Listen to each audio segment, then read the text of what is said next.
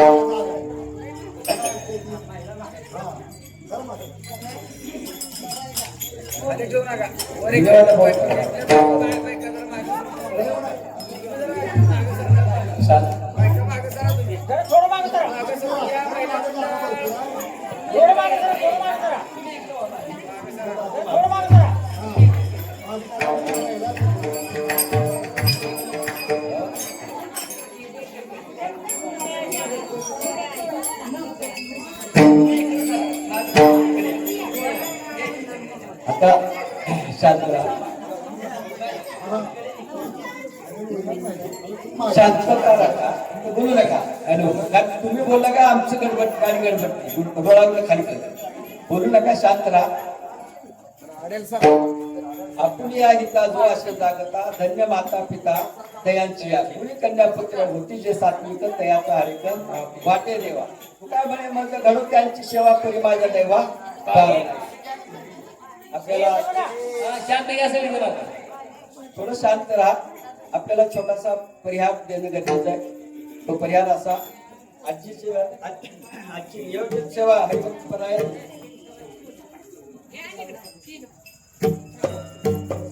जालिंदर महाराज चौगले माहीत यांची होती मी काय कारणास्तव त्यांना इथं येण्यास अडचण निर्माण झाली त्या निमित्तानं ती सेवा माझ्याकडे आली बदली कामगार म्हणून नियोजित सेवा महाराजांची वेगळी आहे पण आम्ही आता या ठिकाणी आज बदली कामगार म्हणून सेवा करण्यासाठी आज या ठिकाणी उभा आहे या ठिकाणी ह्याच आवाज जरा या ठिकाणी सेवा करण्याची संधी मिळाली महाराज आणखी काय समजा दुसरा महाराज पाठवलं असता पण महाराजांनी पण पाठवलं नाही आणि आमचे शिंदे महाराज म्हणाले ठीक आहे की बाबा आमच्याकडे महाराज आहेत तर तुम्ही काय महाराज पाठवू नका त्याच्यामुळे त्या निमित्ताने ही सेवा माझ्याकडे आली आता सेवा निमित्ताने सेवा आल्याच्या नंतर ती सेवा करण्याची संधी मला प्राप्त झाली नाही माझ्यामुळे नाही किंवा शिंदेमुळे नाही आम्ही फक्त दोघं निमित्त असं त्यांनी केला असे प्राणी आणि माझे बरोबर तर आम्ही दोघे फक्त निमित्त आहोत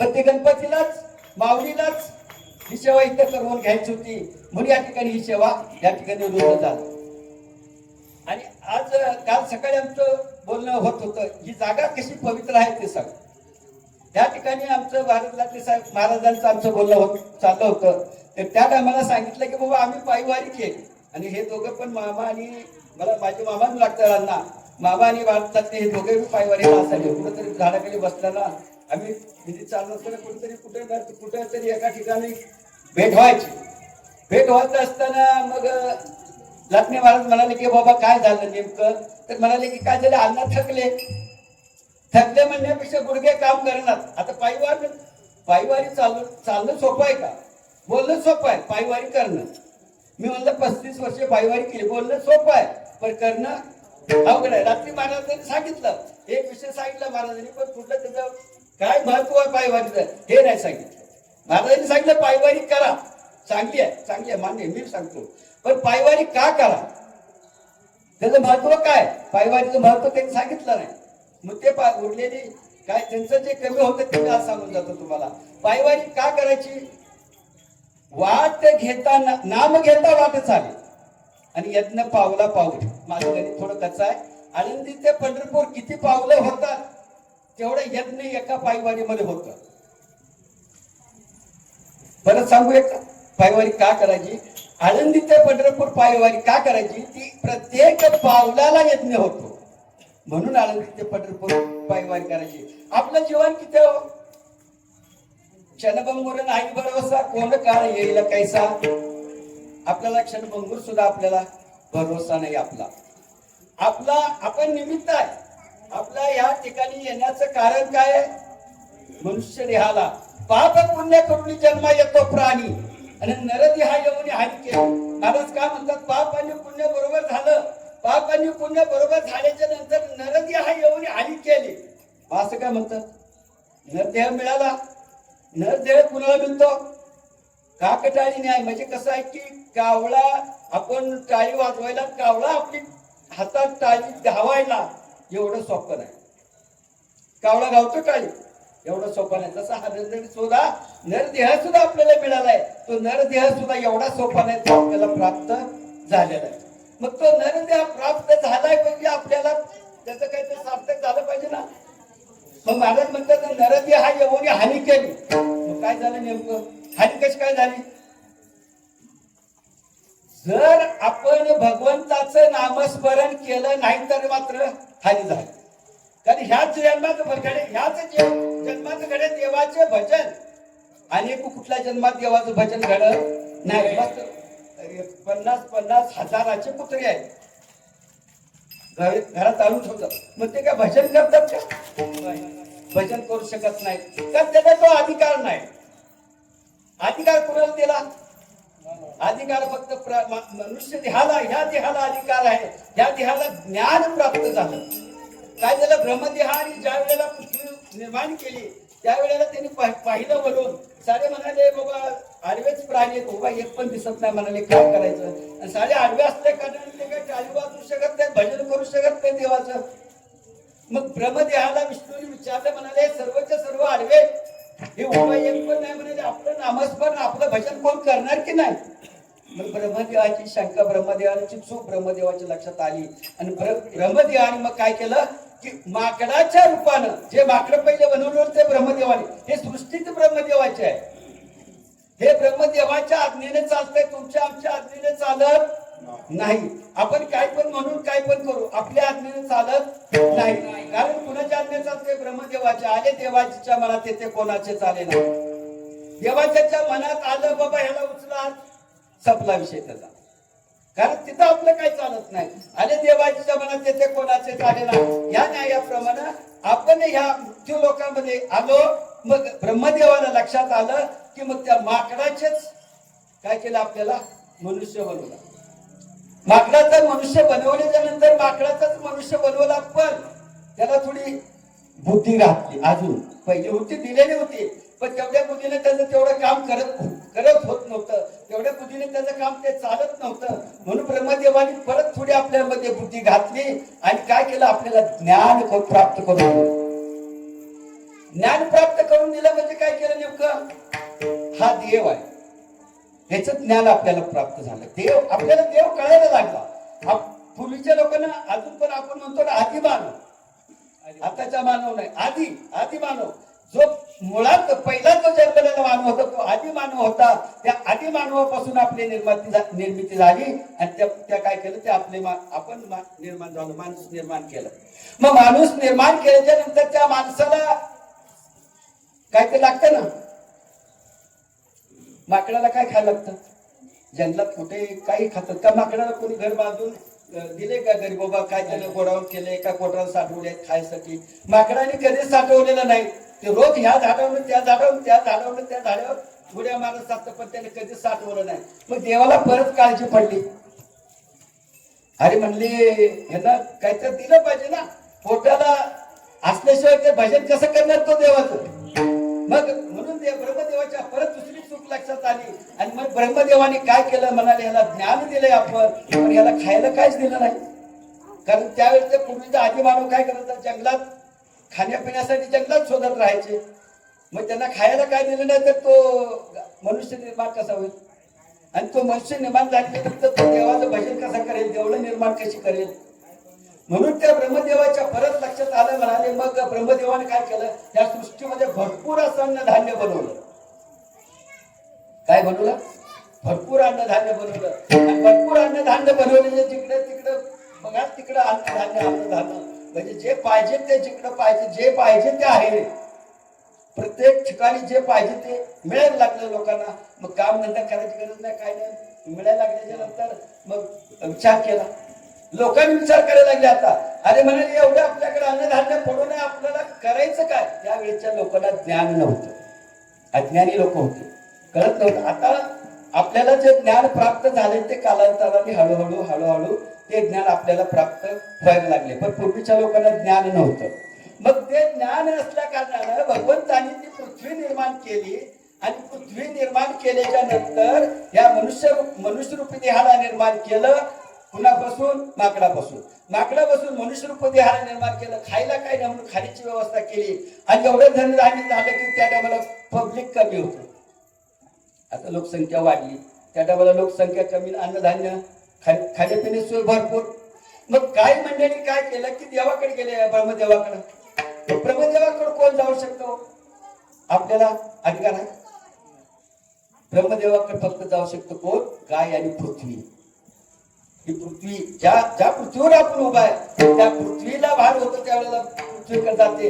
आणि दुसरं कोण जातं, गाय जाते. आपण म्हणतो ना 33 कोटी गाय, म्हणजे गायला 33 कोटी देव त्याच्या पोटात मानतो. आपला मानव धर्म आहे, तो मानव धर्म असल्या कारणाने त्या गायीमध्ये आपण 33 कोटी देव मानतो. मग अधिकार फक्त गायीला आणि पृथ्वीला. मग पृथ्वीला मी भार चालू होईल ना, एवढं धनधान्य जाणं खायलाच कोण नाही, करायचं काय. मग काही लोक, काही मंडळी गाई आणि पृथ्वीकडे गेले आणि त्याला विनंती केली की म्हणाले देवाला आमची विनंती काहीतरी सांगा. आणि म्हणले काय तुमची विनंती काय. तर ते गाय आणि पृथ्वीला त्या आपल्या मनुष्यरूपी देहाने काय केलं विनंती केली की म्हणाले एवढं अन्नधान्य पडून आहे हे याचा काय उपयोग आहे. म्हणाले काय करायला सांगा. देवाला सांगा की हे पोट एकच आहे, हे पोट भरायला एकच वेळ लागत नाही, लगेच भरते. एवढं पडून आहे तर करायचं काय त्याचं. ते म्हणाले अजून एक पोट देवाला सांगा. म्हणजे काय होईल की 2-2 पोट झाल्याच्या नंतर ते भरायला सोपं जाईल, अन्नधान्य पण कमी होईल.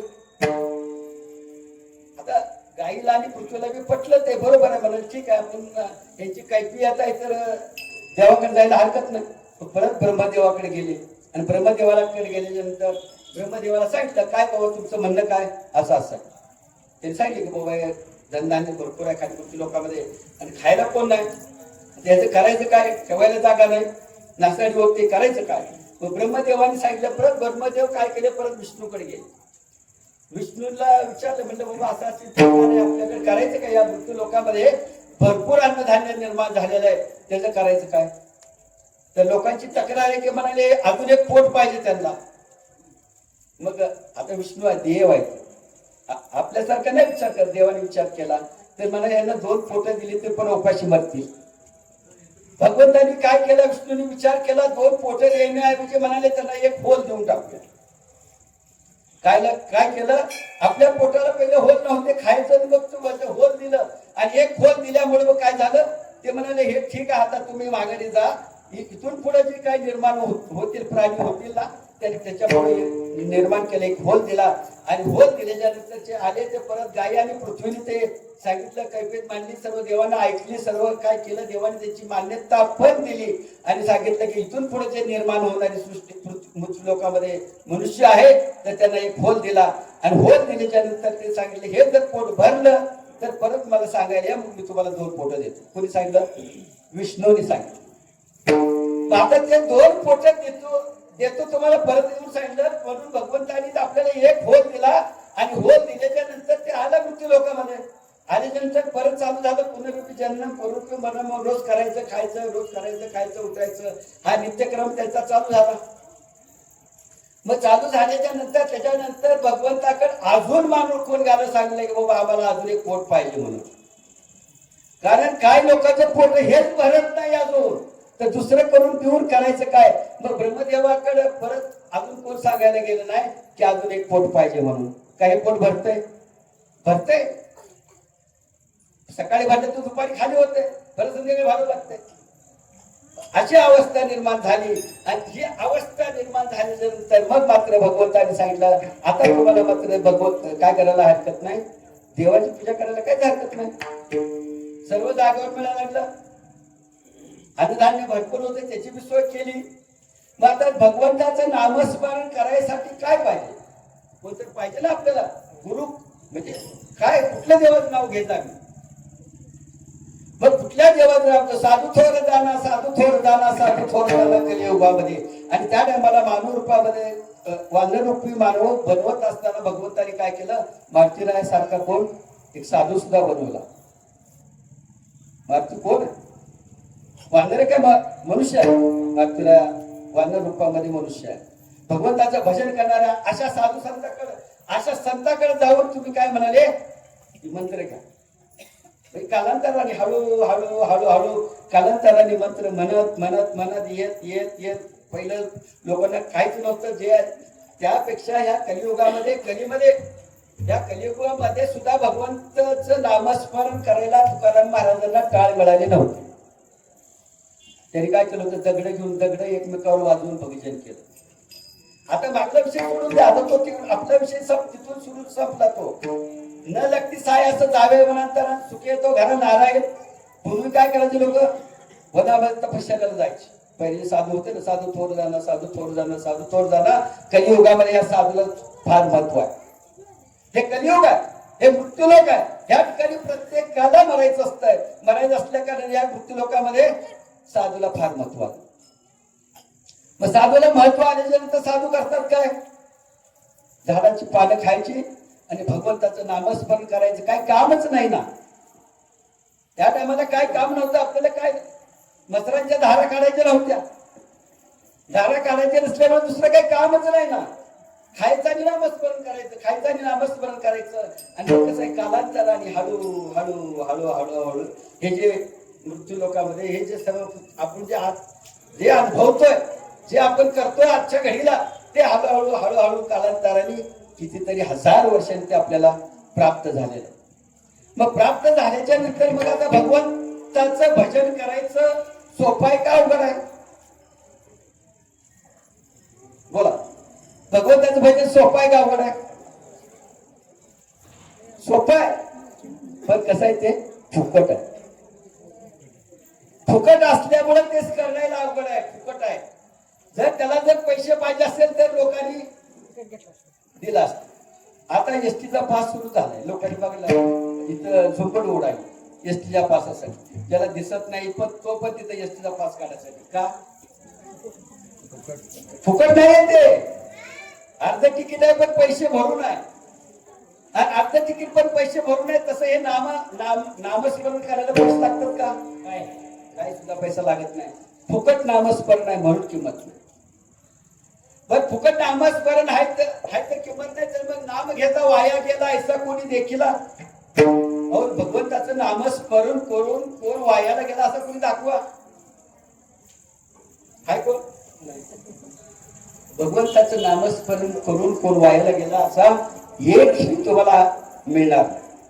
का मिळणार नाही? तर भगवंताची कुठल्याही प्रकारे कशाही जर प्रकारची सेवा केली तर तो भगवंत वाया जाऊ देत नाही. मग एखाद्याला काहीच येत नाही. मी या ठिकाणी बघितलं, मुन्नाबाई आहे या ठिकाणी वेगळ्या धर्मातला, तर या ठिकाणी तो सेवा करतो. भगवंताची सेवा केलेली कुठल्याही प्रकारे करा, कशीही करा, ती मात्र वाया जात नाही. पण तुम्हाला ह्या जन्मात त्याचं महत्व कळत नाही. भगवंताच्या देवळात झाडू जरी मारला तरी ते वाया जात नाही. पूर्वीच्या काळामध्ये नवनाथ ग्रंथामध्ये आलेल्या पूर्वीच्या काळामध्ये राजे लोक होऊन गेले. राजे लोक सुद्धा पहाटेच उठून भगवंताची सेवा करायची, म्हणजे झाडलोट करत होते. राजा, देशाचा राजा काय करत होता? भगवंताच्या दरवाजामध्ये झाडलोट करत होता. एवढी त्यांची अवस्था होती. कारण भगवंताची केलेली कशाही प्रकारे सेवा करा, वायाला जात नाही. मग भगवंताची जर सेवा वायाला जात नाही तर मग आपण करतोय का, हा माझा परत मुद्दा आहे. फुकट आहे, काय मोल लागत नाही, करत नाही, तरी सुद्धा आपल्याला ते करायला अवघड वाटते. का अवघड वाटते? त्याच्या मागे एक महत्वाची गोष्ट अशी आहे की त्याच्या मागे आपल्याला पूर्व पुण्याही पाहिजे. आता तुम्ही जे आलाय मग तुमचे पूर्व पुण्य आहे म्हणून त्या सांगण्यात एवढेच लोक आहेत का? या गावामध्ये एवढीच लोक आहेत का? आणखी भरपूर लोक आहेत, पण ते इथे येऊ शकले नाहीत. काय येऊ शकले नाहीत? की त्यांची पुण्याही अजून कमी आहे. पूर्वजन्मी बहुत पुण्य केले तेव्हा या विठ्ठले कृपा केली. म्हणताय का? बहु पुण्य केले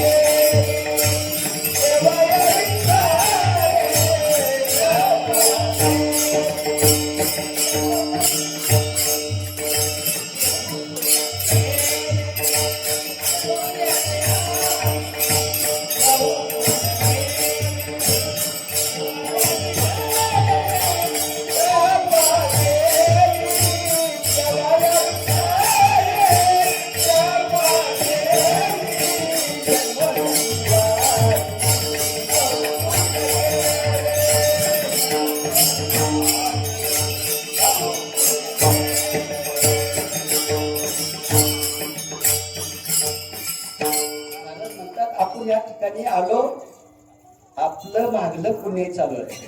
आता जे आपण काय ह्या जन्मामध्ये जे काय करतोय, ह्या जन्मामध्ये आपण काय भजन करतोय, कीर्तन करतोय, देवाची सेवा करतोय, एनिवे अनेक प्रकारची सेवा भगवंताची सांगितली. ही जी सेवा करतोय ते जे मिळणार पुण्य आहे ते आपल्याला ह्या जन्मात नाही मिळणार. ह्या जन्मात अजिबात मिळणार नाही. तुम्ही त्याची आशा पण करू नका. मग ते कधी मिळेल? वायाला तर जात नाही, मिळणार तर नाही. मग उपयोग काय? उपयोग आहे मिळणारं पुण्य आहे ते ह्या जन्मात मिळणार नाही. आपण जे आता जे पुण्य करतो ते मागल्या जन्मातली पुण्य आहे आपली. पण आपलीच आहे का? आपली एकट्याची सुद्धा पुण्याई नाही. आपल्या वाडवडिलांच्या ज्या पुण्याच्या आधाराने आपण काय करतो ते तो तुकाराम महाराज ज्याला आले त्याचे सातवी पिढी होती. तुकाराम महाराज ज्या वेळेला मृत्यू लोकांमध्ये आले त्यांची ती 7वी पिढी होती. म्हणजे पहिल्या 6 पिढ्या त्या लोकांनी काय केलं होतं, भगवंताचं भजन केलं होतं. मग देव एवढं सोपं आहे का? नामस्मरण सोपं आहे पण देव एवढं सोपं नाही. मग सोपं आहे का कोण? सोपे आहेत पण संत आहे. घेशी तेव्हा देशी ऐशी अशी उदार. देव काय करतो माहितीये का? आपल्याकडे भलेचे पुस्तका काय नारळ असू द्या, घेतल्याशिवाय मात्र आपल्याला काय देत नाही. संत आपल्याकडे कुठलाही मोबदला घेत नाही. न लगती सायास जावे वनांतरा सुख येतो घरा नारायण. ते संत आपल्याला काय करतात की देवाला आपल्या घरापर्यंत आणवतात. मग देवाला आपल्या घरापर्यंत आणल्यानंतर आपल्याला कुठं जायची गरज आहे? कुठं जायची गरज नाही. आपल्याला ज्या ठिकाणी आहे त्या ठिकाणी आपण काय करायचं की भगवंताचं नामस्मरण करायचं आहे. पण आपल्याला ते सोपंच वाटतंय म्हणून ते आपण करत नाही. का करत नाही? तर ते अवघड वाटतंय का? नाही. सोपं आहे पण करत नाही. का करत नाही? बघा सांगितलं मी नाम घेता वाया गेला असा कोणी देखील, मग तरी पण करत नाही. मग का करणार कधी? आता तुम्हाला मी काय करतो एक दृष्टांत सांगतो, त्याचा सिद्धांत सांगतो. दृष्टांत सांगतो म्हणजे तुमच्या लक्षात येईल की आपण नामस्मरण का करू नये, करावं याच्यात. आणि केलं तर किती दिवस करतो? मर्यादित. मर्यादित म्हणजे कसं आहे, कुठे सांगितलेलं असते बाबा या ठिकाणी एखादं भूत आहे आणि भूत आहे. आपण रात्री चालल्याच्या नंतर मग त्या ओढा ओघळ काय नदी नाला असेल त्याच्यातून पलीकडे जायचं. कोणी तर बोललेलं असतं ते आपल्या कानावर पडलेलं असतं या ठिकाणी बाबा भूत राहतंय, भूत आहे. कोणाकोणाला त्याचा अनुभव आलेला आहे. आणि आपण रात्री अमावस्येची रात्र असावी, आपण एकटंच असावं आणि लक्षात यावं की बाबा अरे बापरे ह्या ठिकाणी भूत आहे. मग भूत आहे म्हणल्याच्या नंतर त्या ठिकाणी आपण कोणाला घाबरतो? भूताला घाबरतो. मग भूताला घाबरल्याच्या नंतर त्या जागेच्या त्या नदीच्या पलीकडे जास्तो आपण काय म्हणतो, चला राम राम राम राम राम राम राम राम राम राम पलीकडे जास्तो राम राम राम चालू असतो. कारण काय होतं तिथं ती हे आपल्याला सोडायचंय. मुलीकडे गेल्याच्या नंतर मग ते भूताचा बाप आपण असतो. पण अगोदर कोण असतो? घाबरतो. आपण नामस्मरण करत असतो भगवंताचं. आणि कधी करतो? फक्त स्वार्थापुरतं. काय झालं,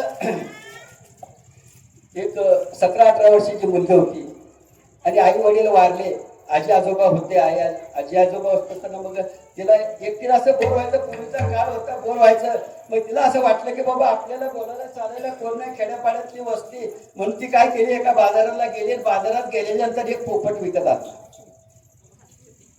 पोपट विकत आणल्याच्या नंतर ती म्हणाली या पोपटाला काहीतरी आपण शिकवायचं, त्याच्याबरोबर आपण गप्पा मारायच्या. पोपट गोड बोलतो आणि गप्पा मारायचं असतं. तिथे ठरवल्याच्या नंतर ते आणला, पोपटाला आणला आणि घरामध्ये बांधला. आणि ती पोपट असं विलंदर होतं ना, ते पोपट शिव्याच देत होते.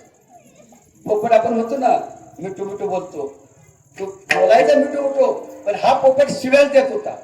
आता कसं आहे, प्रत्येकाला प्रत्येकाच्या वळणाप्रमाणे जात होतं. आता काय करायचं म्हणाली, आता तर थोडं झालं म्हणाले, आणलं कशासाठी? चांगल्यासाठी, करमणुकीसाठी. म्हणलं बाबा काहीतरी करमणुकीचं साधन म्हणून त्या पोपटाला घेऊन आली. आणि पोपट असं निघालं की शिवराज पोपट. शिवराज म्हणजे कळलं का? शिव्या देणार. आणि शिव्या देणारा पोपटाला कोण आलं का शिव्या द्यायचं. आता तिलाच लाज वाटायला लागली. ते म्हणायला करायचं काय? मग करायचं मग मी बोललो साधू थोर जाणं. त्या टायमाला कुणाकडे जायला पाहिजे लोकांनी. आपल्याला बरं नसेल तर आपण कुठे जातो? डॉक्टरकडे जातो. बाबा आपल्याला काय कळत नसेल तर आपण कुणाकडे जातो? अजून आपल्यापेक्षा कोण ज्ञानी आहे त्याच्याकडे जातो. मग ती म्हणाली की गावात एक महाराज राहतात, मग त्या महाराजाकडे जावं. म्हणाली या पोपटाला आपण काहीतरी दुसरं वळण लावायचं म्हणून ती पोपटाला महाराजांकडे घेऊन गेली. मग महाराजांना सांगितलं बाबा काय तुमचा प्रॉब्लेम काय? तर म्हणजे प्रॉब्लेम असा आहे की ह्याला आणले मी गोड बोलायसाठी, हे गोड न बोलता हे म्हणजे शिव्याच देते. अरे मग महाराज म्हणाले ठीक आहे, आता तिला ठेवून जा म्हणाले एक दिवस तिथं. मी त्याच्यावर प्रयत्न करून बघतो, त्याच्यावर काय क्रिया करून बघतो, माझं मंत्र तंत्र काय चालतंय का बघतो. आणि झालं तर झालं, नाही तर बघूया म्हणाले काय तर पुढं पर्याय काढू आपण त्याच्यावर. ठेवून जा म्हटल्यानंतर त्या पोपटाच्या महाराजांकडे दिला. आणि ठेवल्याच्या नंतर ते महाराज काही जर सांगायला गेलं ते पोपट विश्वास द्यायचं, चांगलं सांगायला गेलं तर विश्वास द्यायचं. पण प्रत्येक गोष्टीला ती शिव्या देत असल्या कारणानं ते महाराज वित्त घाल म्हणाले ह्याला आता समजावायचं कसं, समजावायचं कशानंतर मग आता महाराज म्हणतात आपल्याकडं मन आहे पहिले पूर्वीपासून. कारण किती जरी पैलवान झाला आणि त्यांनी जर किती जरी 10-5 जरी पैलवान जर शिकवलेले असले तर पैलवान काय करतो, स्वतः एक हातच्या आपल्याकडे बाकी ठेवतो, पूर्णच्या पूर्ण विद्या देत. महाराजच होता. त्या माणसाने काय केलं, म्हणाले ठीक आहे, त्याला म्हणाले असं सांगत चालत नाही, आता असं सांगून चालते का पाहिजे, म्हणजे वाकड्या मार्गाने सांगू. मग महाराजांनी काय केलं त्याला, ते म्हणाले 2 दिवस ठेवला, अजिबात ऐकायलाच तयार नाही, कायच केलं काय. पण त्या मुलीला बोलवलं, म्हणाले बाई ही काय ऐकत नाही, ते घेऊन जा, पोपट तुझा घेऊन जा. पण म्हणाले आता शेवटचा एक पर्याय म्हणून मी माझ्याकडे काय केलंय, 1 महिना म्हणून त्यांच्याकडे त्यांनी पाळली होती पिंजऱ्यामध्ये. आणि म्हणाले त्याला जर ती गोड बोलतच नाही, ती विश्वास देते, तर ही म्हणाली की ही माझी महिना घेऊन जा आणि ती दोघं एका पिंजऱ्यात ठेव, आणि एका पिंजऱ्यात ठेवून ते म्हणे त्यांच्या संवादात काय त्याच्यात सुधारणा झाली ते झाली. आणि ही महाराजांची महिना असल्यामुळे काय करतो की ते हरिपाठ, आता महाराजांनी सानिध्यात राहिल्यामुळे त्याला तिचं वळण लागलं होतं. हरिपाठ करायची, सकाळी काकडा करायची, भजन करायची आणि देवाचं नामस्मरण सारखं चालू असायचं.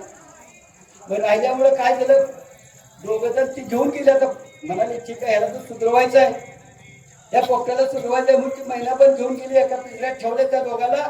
आणि 2 दिवसांनी मग ते पोपट काय करायला लागलं, शिवायचं घेत होतं, शिवाय द्यायचं बंद झालं. आणि म्हणाली काय म्हणतात, बेगर औषधाचा खोकला गेला. झाल्याच्या नंतर पोपट गप झालं. आता ते नामस्मरण करत नव्हतं पण गप्प झालं, शिवाय द्यायचं ते पण झालं. एक तर वर मग कळलं, पोपट म्हणाले ठीक आहे, आता पोपट पण झालं. तर म्हणाले मग ती महिना पोपटाला म्हणाले का तुम्ही शिव्या देत होता असं ऐकलं होतं, म्हणजे तुम्ही शिव्या का देत नाही आता. नाही शिव्याचा आता द्यायचं बंद झालं. म्हणलं आता तुझ्या समोर शिव्या देऊन म्हणलं मी कसं माझी मान खाली करून घेऊ. पण मला म्हणाले ह्याचं वाटायला लागलं की तू आतापर्यंत म्हणाले हरिपाठ म्हणायची, काकडा करायची, भजन करायची, ते तुझं पण झालं, त्याचं मला वाईट वाटायला लागलं. तर म्हणाले मी ज्याच्यासाठी काकडा करत होते, कोणासाठी जो मिळावा त्याच्यासाठी काकडा करत, ते भजन करत, तो मला मिळालं. आता मला भजनाची गरज काय. आपण काय करतो, मी काय सांगतो की स्वार्थी वृत्ती आपली आहे. मग त्या महिन्याला काय होतं, पोपटाच्या आशेने ती लग्न व्हावं म्हणून ते काय करतो, ते चांगला नवरा मिळावा आपण व्रत करतो ना, 16 सोमवार अशा प्रकारचं ते व्रत होतं. ते म्हणाले आता मला ज्याला जो पाहिजे तो मिळाला, आता म्हणले माझं व्रत संपलं, मला आता हरिपाठची करायची गरज नाही, काकडा करायची गरज नाही. ठीक आहे म्हणाले, झालं. आपली वृत्ती कशी, आपली वृत्ती स्वार्थी आहे, म्हणून स्वार्थी राहता कामा नये. स्वार्थी राहिल्याच्या नंतर काय होतं, परिणाम वाईट होतो. मग आपला तो एक देव करून घ्यावा, त्याने पुन्हा जेव्हा सुख नव्हे. आपला तो एक काय करायला पाहिजे, देव करून घ्यायचा आहे. आपला एक देव होतो का, एक देव आपल्याला करून घेता येतो का. एक देव आपल्याला करून घ्यायचा असेल तर देवाचं नामस्मरण करावं लागतं, एक देव पुजावं लागतो, एक देव करा, एक म्हणतात एक पत्नी, एक वचनी, एक बाणी. तसं भगवंताचं अनेक आपल्यामध्ये हिंदू धर्मामध्ये 33 कोटी देव सांगितले. तर 33 कोटी देव सांगितल्याच्या नंतर मी आता गावाला त्याच्यानंतर बघतो, प्रत्येक वाराला विषय बदलतो. पण किती वाजता म्हणून सांगतो, संप्रदायामध्ये मी 50 वर्ष या संप्रदायामध्ये घातली. संप्रदायामध्ये गुरुवार असला तरी माऊलीची जात, शुक्रवार असला तरी मी माऊलीची जाती, प्रत्येक देव माऊलीचा आहे. भैया माझा पंढरीराव, पांडुरंगामध्ये सर्वच्या सर्व देव विलीन झालेले आहेत, सर्वच्या सर्व देव पांडुरंगामध्ये आहेत. मग तुमचे कुठलेही आधी 33 कोटी, कारण मी कुठल्या तर देवाचं नाव घेऊन कोणाचं राग येण्यापेक्षा 33 कोटी देव फक्त एका विठ्ठलाच्या पायामध्ये आहे, बाकी कुठंच नाही. मग म्हणून विठ्ठलाच्या पायाला खड्डे पडले, लोकांनी वडून वडून वडून कोणाला घेता येते का बघायचं. पण देव कोणाला मिळालेला अजून नाही. मिळाला कोणाला, मिळणार बी नाही. कारण देवाकडे जायचं असेल तर कोणतरी मध्यस्थी लागते ना. आपण काय करतो की जर एखाद्या संताकडे जायचं असेल, एखाद्या साधूकडे जायचं असेल, एखाद्या महात्म्याकडे जायचं असेल, तर त्या महात्म्याच्या रूपानेच आपल्याला देवाकडे जाता येतो. एरवी आपल्याला देवाकडे जाता येत नाही. देव काय एवढं सोपं आहे काय. मनी नाही भाव म्हणे देवा मला पाव, मनी नाही भाव म्हणे देवा मला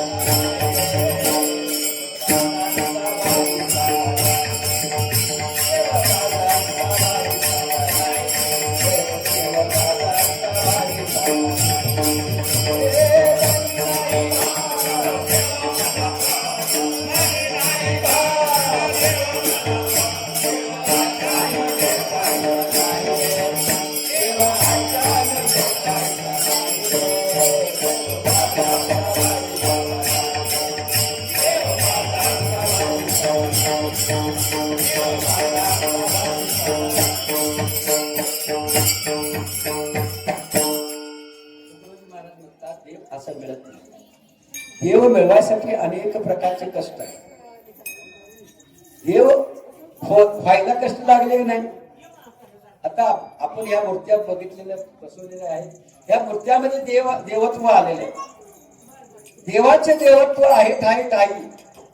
या मूर्तीमध्ये देव आलेला आहे. मूर्तीची प्राण प्रतिष्ठा झालेली आहे. आणि मूर्तीला घडवायच्या अगोदर कोण होता? एक दगड होता, एक शिळा होती. मग त्या शिळेला काय केलं हो? त्या कारागिरांनी ठोकून ठोकून ठोकून त्याला देवत्व आणलं. ठोकून आलं का? हातुडीचे शनीचे घाव सोसून सोसून देवत्व त्याला कशाला आलं? त्या मूर्तीला. बर, देवत्व येण्याच्यासाठी ज्या मूर्तिकारानं जी मूर्ती घडवली, मूर्ती समोर ठेवून घडवली का? मूर्ती समोर ठेवून कधीच घडणार नाही. त्या मूर्तिकाराला आपल्या हृदयामध्ये ती मूर्ती ठसवावी लागेल.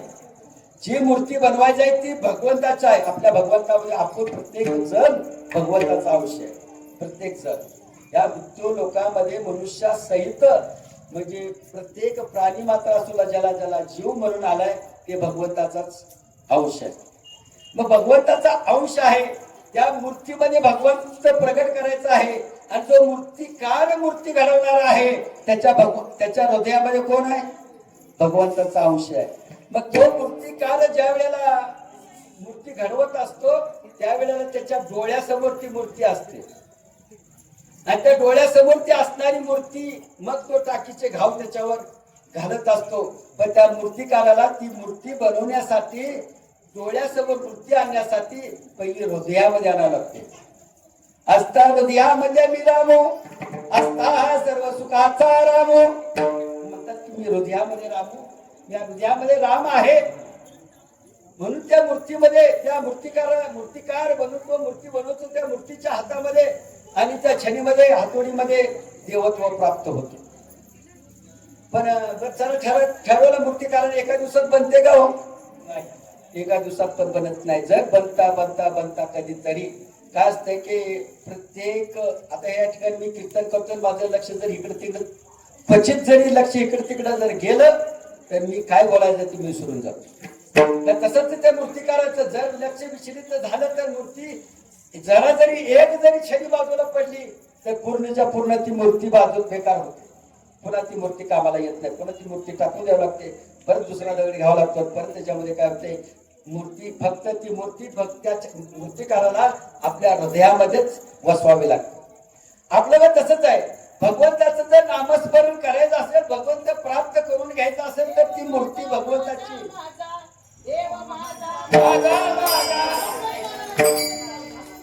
काय करायचं?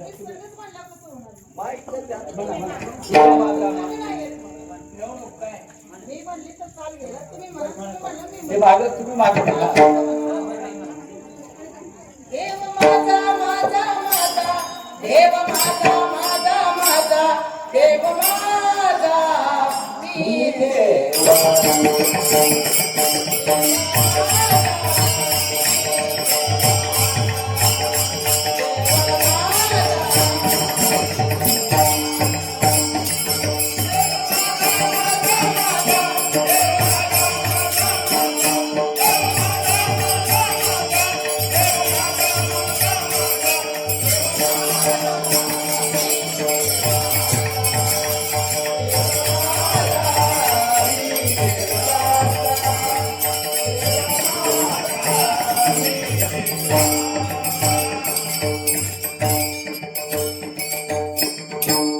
माझी सत्यवाचा.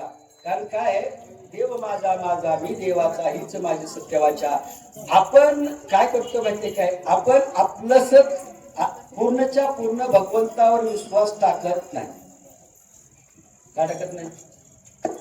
एक वेळ असं योग आला की धर्मराजा आहेत, सर्व पंगत बसली जेवायला आणि सर्वच्या सर्व पंक्ती जेवायला बसलेल्या आहेत. पांडवांनी युद्ध जिंकलेलं आहे आणि सर्वच्या सर्व पंक्ती बसलेल्या आहेत. आणि काय झालं, भगवंताला आमंत्रण करायचं काम भीमाला. अरे सर्व पंक्ती बसल्या, सर्व काय झालं, सर्व म्हणजे सर्व पंक्तीच्या सर्व पंक्ती बसल्या आणि देवाचं ताट वाढून ठेवलेलं आहे आणि आमंत्रण द्यायचं काम कोणाकडे सांगितलेलं आहे? भीमाला सांगितलं. आणि भीमाला सांगितलं की तू देवाला आमंत्रण कर, देवाला पंक्तीला बसवून घेऊन ये. ठीक आहे म्हणाले, तुम्ही चालू करा तुमचं काम. आणि झाले म्हणजे पंक्ती वाढून झाल्या. मग भीमाची एवढी श्रद्धा भगवंतावर होती की तो यायलाच पाहिजे. मग भीमाला सांगितलं, भीमाने काय केलं? देवळात गेला का? भीम कुठंच गेला. भीम ज्या ठिकाणी भगवंताची पत्रावळी वाढली होती त्या पत्रावळीच्या समोर उभा राहिला आणि अशी गदा वर फेकली. आणि वर गदा फेकल्याच्या नंतर सांगितलं, तू खरा असतील तर जेवायला ये.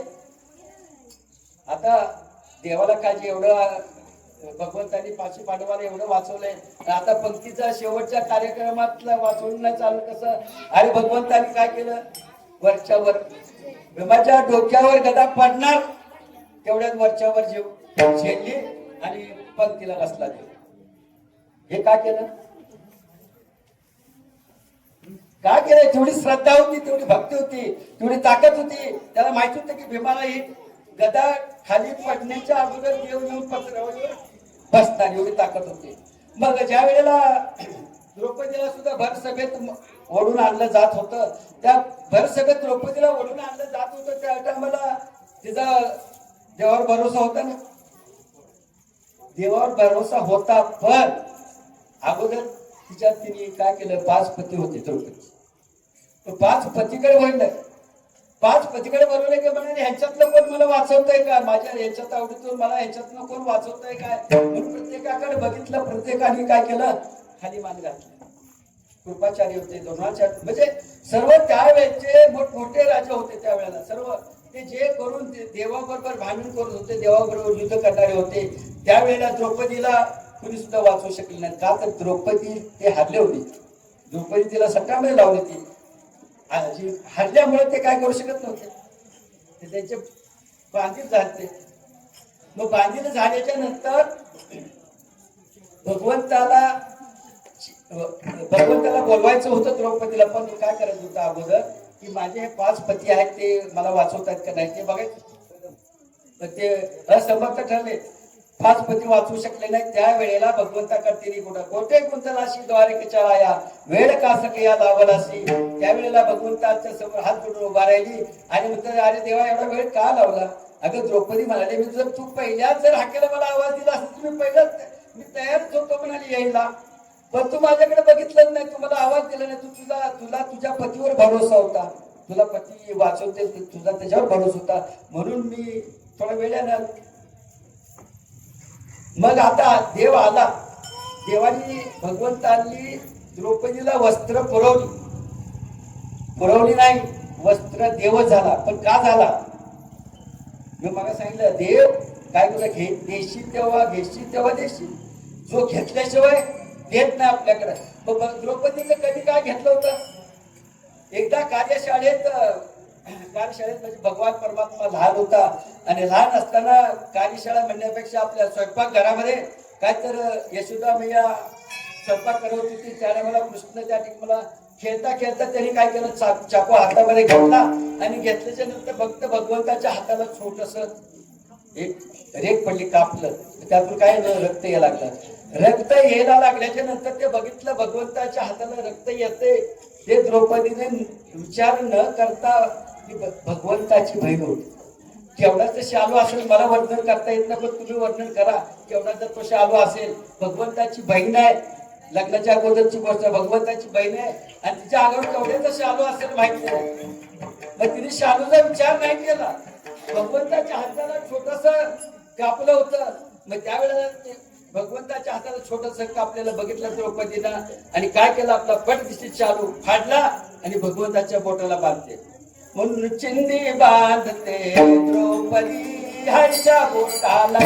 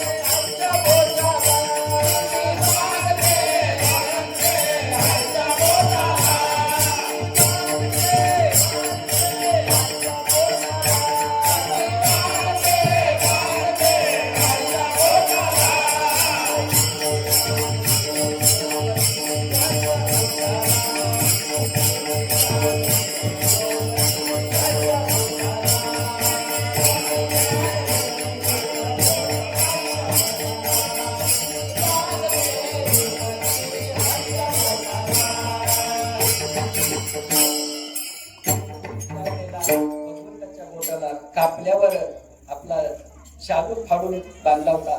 मग मी सांगून दिलो ना बघा, भगवंत कुणाचाही उपकार ठेवत नाही. मग तो कशा प्रकारे उपकार होतो, भगवान आपल्याकडे कधीच दुसऱ्याचा उपकार ठेवत नाही. तो आपण काय होतो जगाचा मालक. मग जगाचा मालक तो कसा उपकार ठेवेल आपल्यावर आपला स्वतःचा उपकार ठेवत नाही. आणि आपल्या जर उपकार ठेवलं तर आपण म्हणू ना देवावर आपला उपकार, असं कुणाचाही उपकार ठेवलं देवा ठेवत नाही. अर्जुनाला उपकार केला होता. अर्जुनावर उपकार केला कसा केला ते सांगतो ऐका चला. भगवान परमात्म्याचं नामस्मरण अर्जुन करत होता. अर्जुन नामस्मरण करत होता एवढ्यावर भागत नाही. तशा जनाईच्या गवऱ्या विठ्ठल विठ्ठल म्हणत होता तसं ते अर्जुनाचे केस सुद्धा श्रीकृष्ण श्रीकृष्ण श्रीकृष्ण म्हणत. एवढी भक्ती करावी लागते. आपल्या मुखाने आपल्याला भगवंताचं नामस्मरण होत नाही, केसानी किंवा पायाने हातावटाने कसं होईल. हे भगवंताचं नामस्मरण करायसाठी तेवढी पुण्याही लागते. पुण्य असेल तर भगवंताचं नामस्मरण होतं. पण आपण दलिता काढतो जसं का असं ना. मी तर नेहमी सांगत होतो तुम्ही शिव्या जरी द्यायच्या असेल ना तर भगवंतालाच द्या. शेजाबाजाऱ्याला शिव्या देऊन काय फायदा.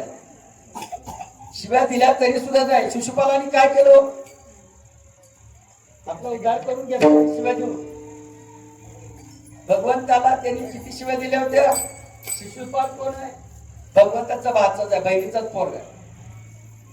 मग बहिणीचाच पोरगा असताना ते काय करायचं, काय कारण नसताना शिव्या द्यायचं, काहीच कारण नाही बाबा. ते भगवंताचा त्याचा काय आपसमध्ये काय भांडण नाही, वैर नाही, काय नाही, पण ते उगाच शिव्या द्यायचं.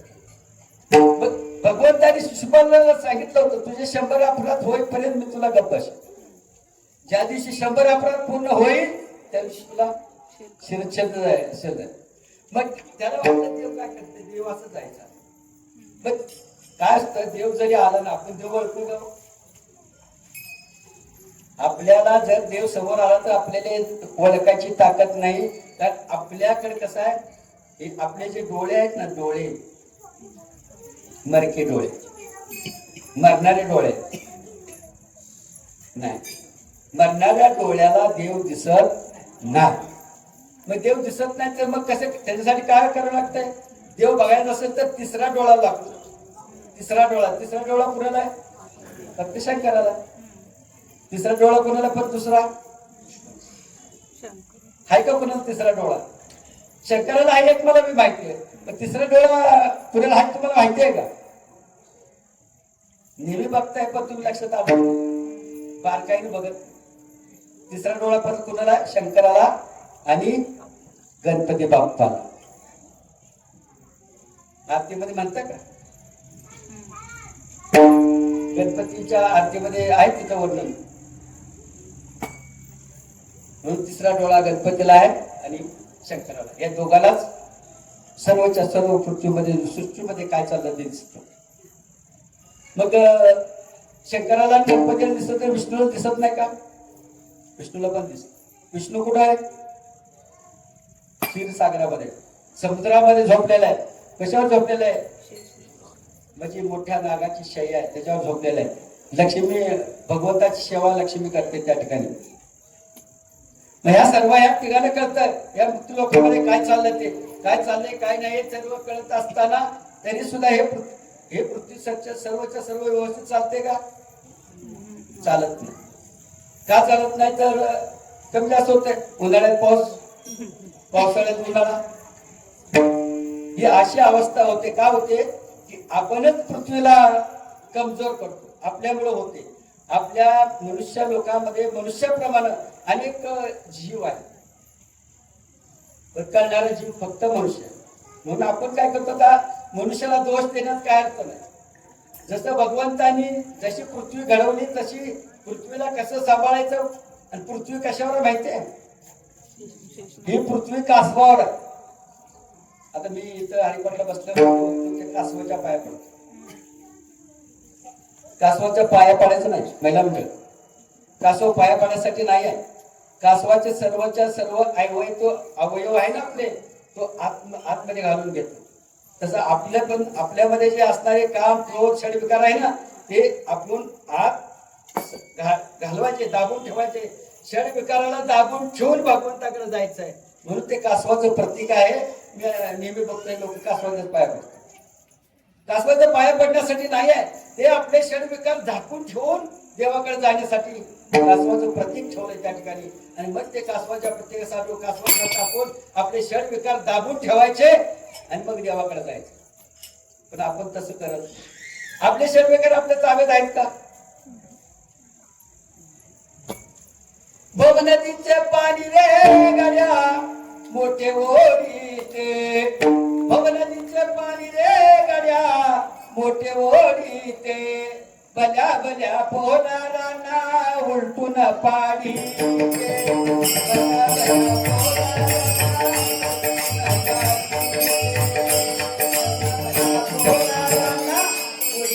पाडी.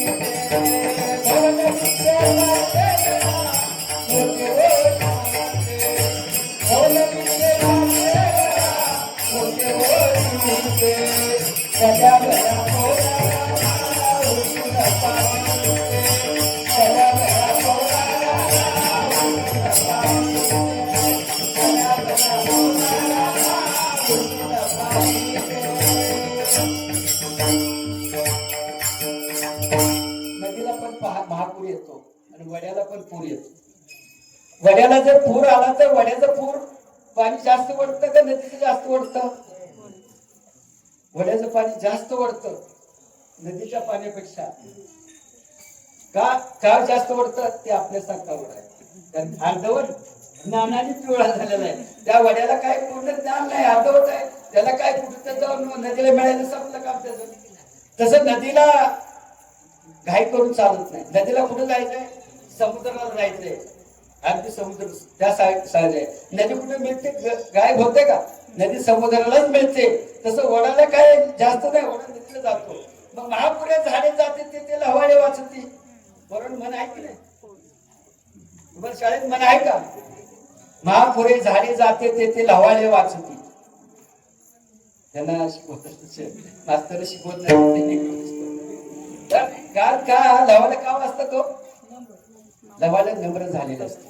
महापूर आला ना काय करतं ते लवाला खाली वाजतं जा पाणीवर. त्याला काय होतंय? मग भल्या भल्या पोराला मोठे मोठे झाडाचं झाड असतं ते पाणी काय करतं? उपटून झाडाचं झाड नदीला पोराला उपटून येतं ना, घेऊन जातो उपटून. मग तिथं काय ते कोण अडवायला असतं का? आपण घाबरून आपला जीव मोठी धरकाच्या झाडाला आपण अडवायला जातो. मोठी मोठी झाडाच्या झाडं जातात वाहून, पण लवाला मात्र वाचतं. काय असतंय? भगवंताजवळ नतमस्तक पाहावं लागतं. आपण काय करतो? आपण तेवढंच चुकीचं करतो. भगवंताकडे नतमस्तक होत नाही. जरी तुम्ही भगवंताकडे नतमस्तक झाला तर भगवंताकडे तुम्हाला जाता येत नाही. माध्यम काय? संत आहे. भगवंताकडे जायचं असेल तर माध्यम संत आहे. आणि संतांच्या माध्यमातूनच आपल्याला भगवंताकडे जाता येतं. आणि मग हे भगवंताचं माध्यम कोण करतं? आणि या संसारा उठा वेगुकाला शरीराचा उतारा पांडुरंगा. भगवंताला माध्यम कशासाठी आहे? शरण जायसाठी. पण आपण कुठल्या देवाला शरण जातो? शरण जातो मला मी सांगितलं तेव्हा कधी भूत भेटलं का शरण जातो, कोणा भक्त भगवंताला शरण नाही, अजिबात शरण जात नाही आपण. मग त्या भगवंताकडे शरण जाऊन जर नतमस्तक होऊन गेला तर मग मात्र भगवान परमात्मा प्राप्त होतो. मग कोणाला प्राप्त झाला का? सर्वांना, सर्व संत.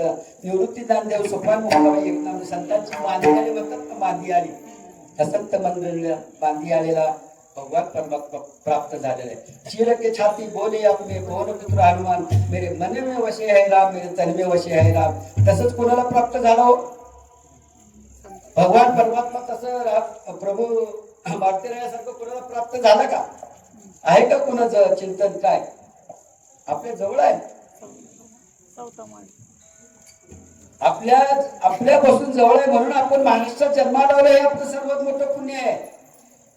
महाराष्ट्र जन्मलं महाराष्ट्रात जन्मलं, त्याच्यामुळे फिक्सन पंढरपूरच्या बाजूच्या तालुक्यात जन्मलं, हे सर्वात मोठे पुण्य आहे. अहो, आपला महाराष्ट्रातला पंढरपूरचा इतिहास तिकडे गोरखपूरला सांगितला जातो. आपल्या महाराष्ट्रातला गोरखपूर पंढरपूरचं महात्म्य, त्या ते तिकडचे साधू लोक आहेत ना, कथाकार, ते साधू लोकांचे कथाकार, हे इथलं पंढरपूरचं महात्म्य तिकडं सांगितलं. आणि आपल्या जवळ आपण असून आपल्याला पंढरपूरचं महात्म्य कळत नाही. सावता महाराजांनी सुद्धा हृदयामध्ये सापडलं. सावता महाराजांनी देवाला रपवलं, देव धावत आलं, देवाने सोंग घेतलं होतं, चोर मागे लागले म्हणून. सावता महाराजांची परीक्षा घेण्यासाठी भगवान परमात्मा पळत सुटले, चोर मागे लागले म्हणून. आणि सावता महाराजांच्या घरामध्ये, सावता महाराज ज्या ठिकाणी मळ्यामध्ये खुरपत होते आणि त्या ठिकाणी गेले, म्हणाले, अरे सावता म्हणाले, माझ्या मागे चोर लागले. सावतानी ओळखलं होतं, पण सावतानी देवाला ओळखलं नव्हतं. म्हणाले, माझ्या मागे चोर लागलेले, मला म्हणाले कुठेतरी लपव. पण सावता बी त्याच्यापेक्षा बिलंदर होता. सावता सांगतोय, माझ्या मागे चोर लागलेत, मला लपव म्हणतोय. आणि कुठे येतोय तो? मळ्यात लपवायची जागा असते का? जो खुरपतो तो, आपण शेत असतं ते खुरपतो तो शेत, काही ते छोटं पीक असेल, त्या पिकामधून कुठे लपवू शकतो त्या चोराला. मग सावता म्हणाले, ओळखलं, म्हणाले, हा चोर दुसरा कुसला नाही, तर त्रैलोक्याचा धनी हा चोर. आणि तो कशासाठी आला? माझी परीक्षा पाहण्यासाठी आला. मग त्याच्या हातामध्ये जे विळा होता, त्या विळ्याने काय केलं? आपलं हृदय कापलं आणि सांगितलं, लप. मग एवढी भक्ती असावं लागते. आपली तेवढी भक्ती शक्य आहे का आपल्याला? ह्या जन्मात तरी नाही. मग आपली शक्ती ह्या जन्मात तरी नाही. मग आपण छोटासा प्रयत्न करायला काय हरकत आहे? आपण मोठा प्रयत्न करू शकत नाही, छाती फाडू शकत नाही, देवाला लपवू शकत नाही, पण आपण एक सानिध्य बनून भगवंताकडे जाण्याचा प्रयत्न तरी करू शकतो ना. सुख लागी करशी करमाळा, तर तू पंढरीस जावे.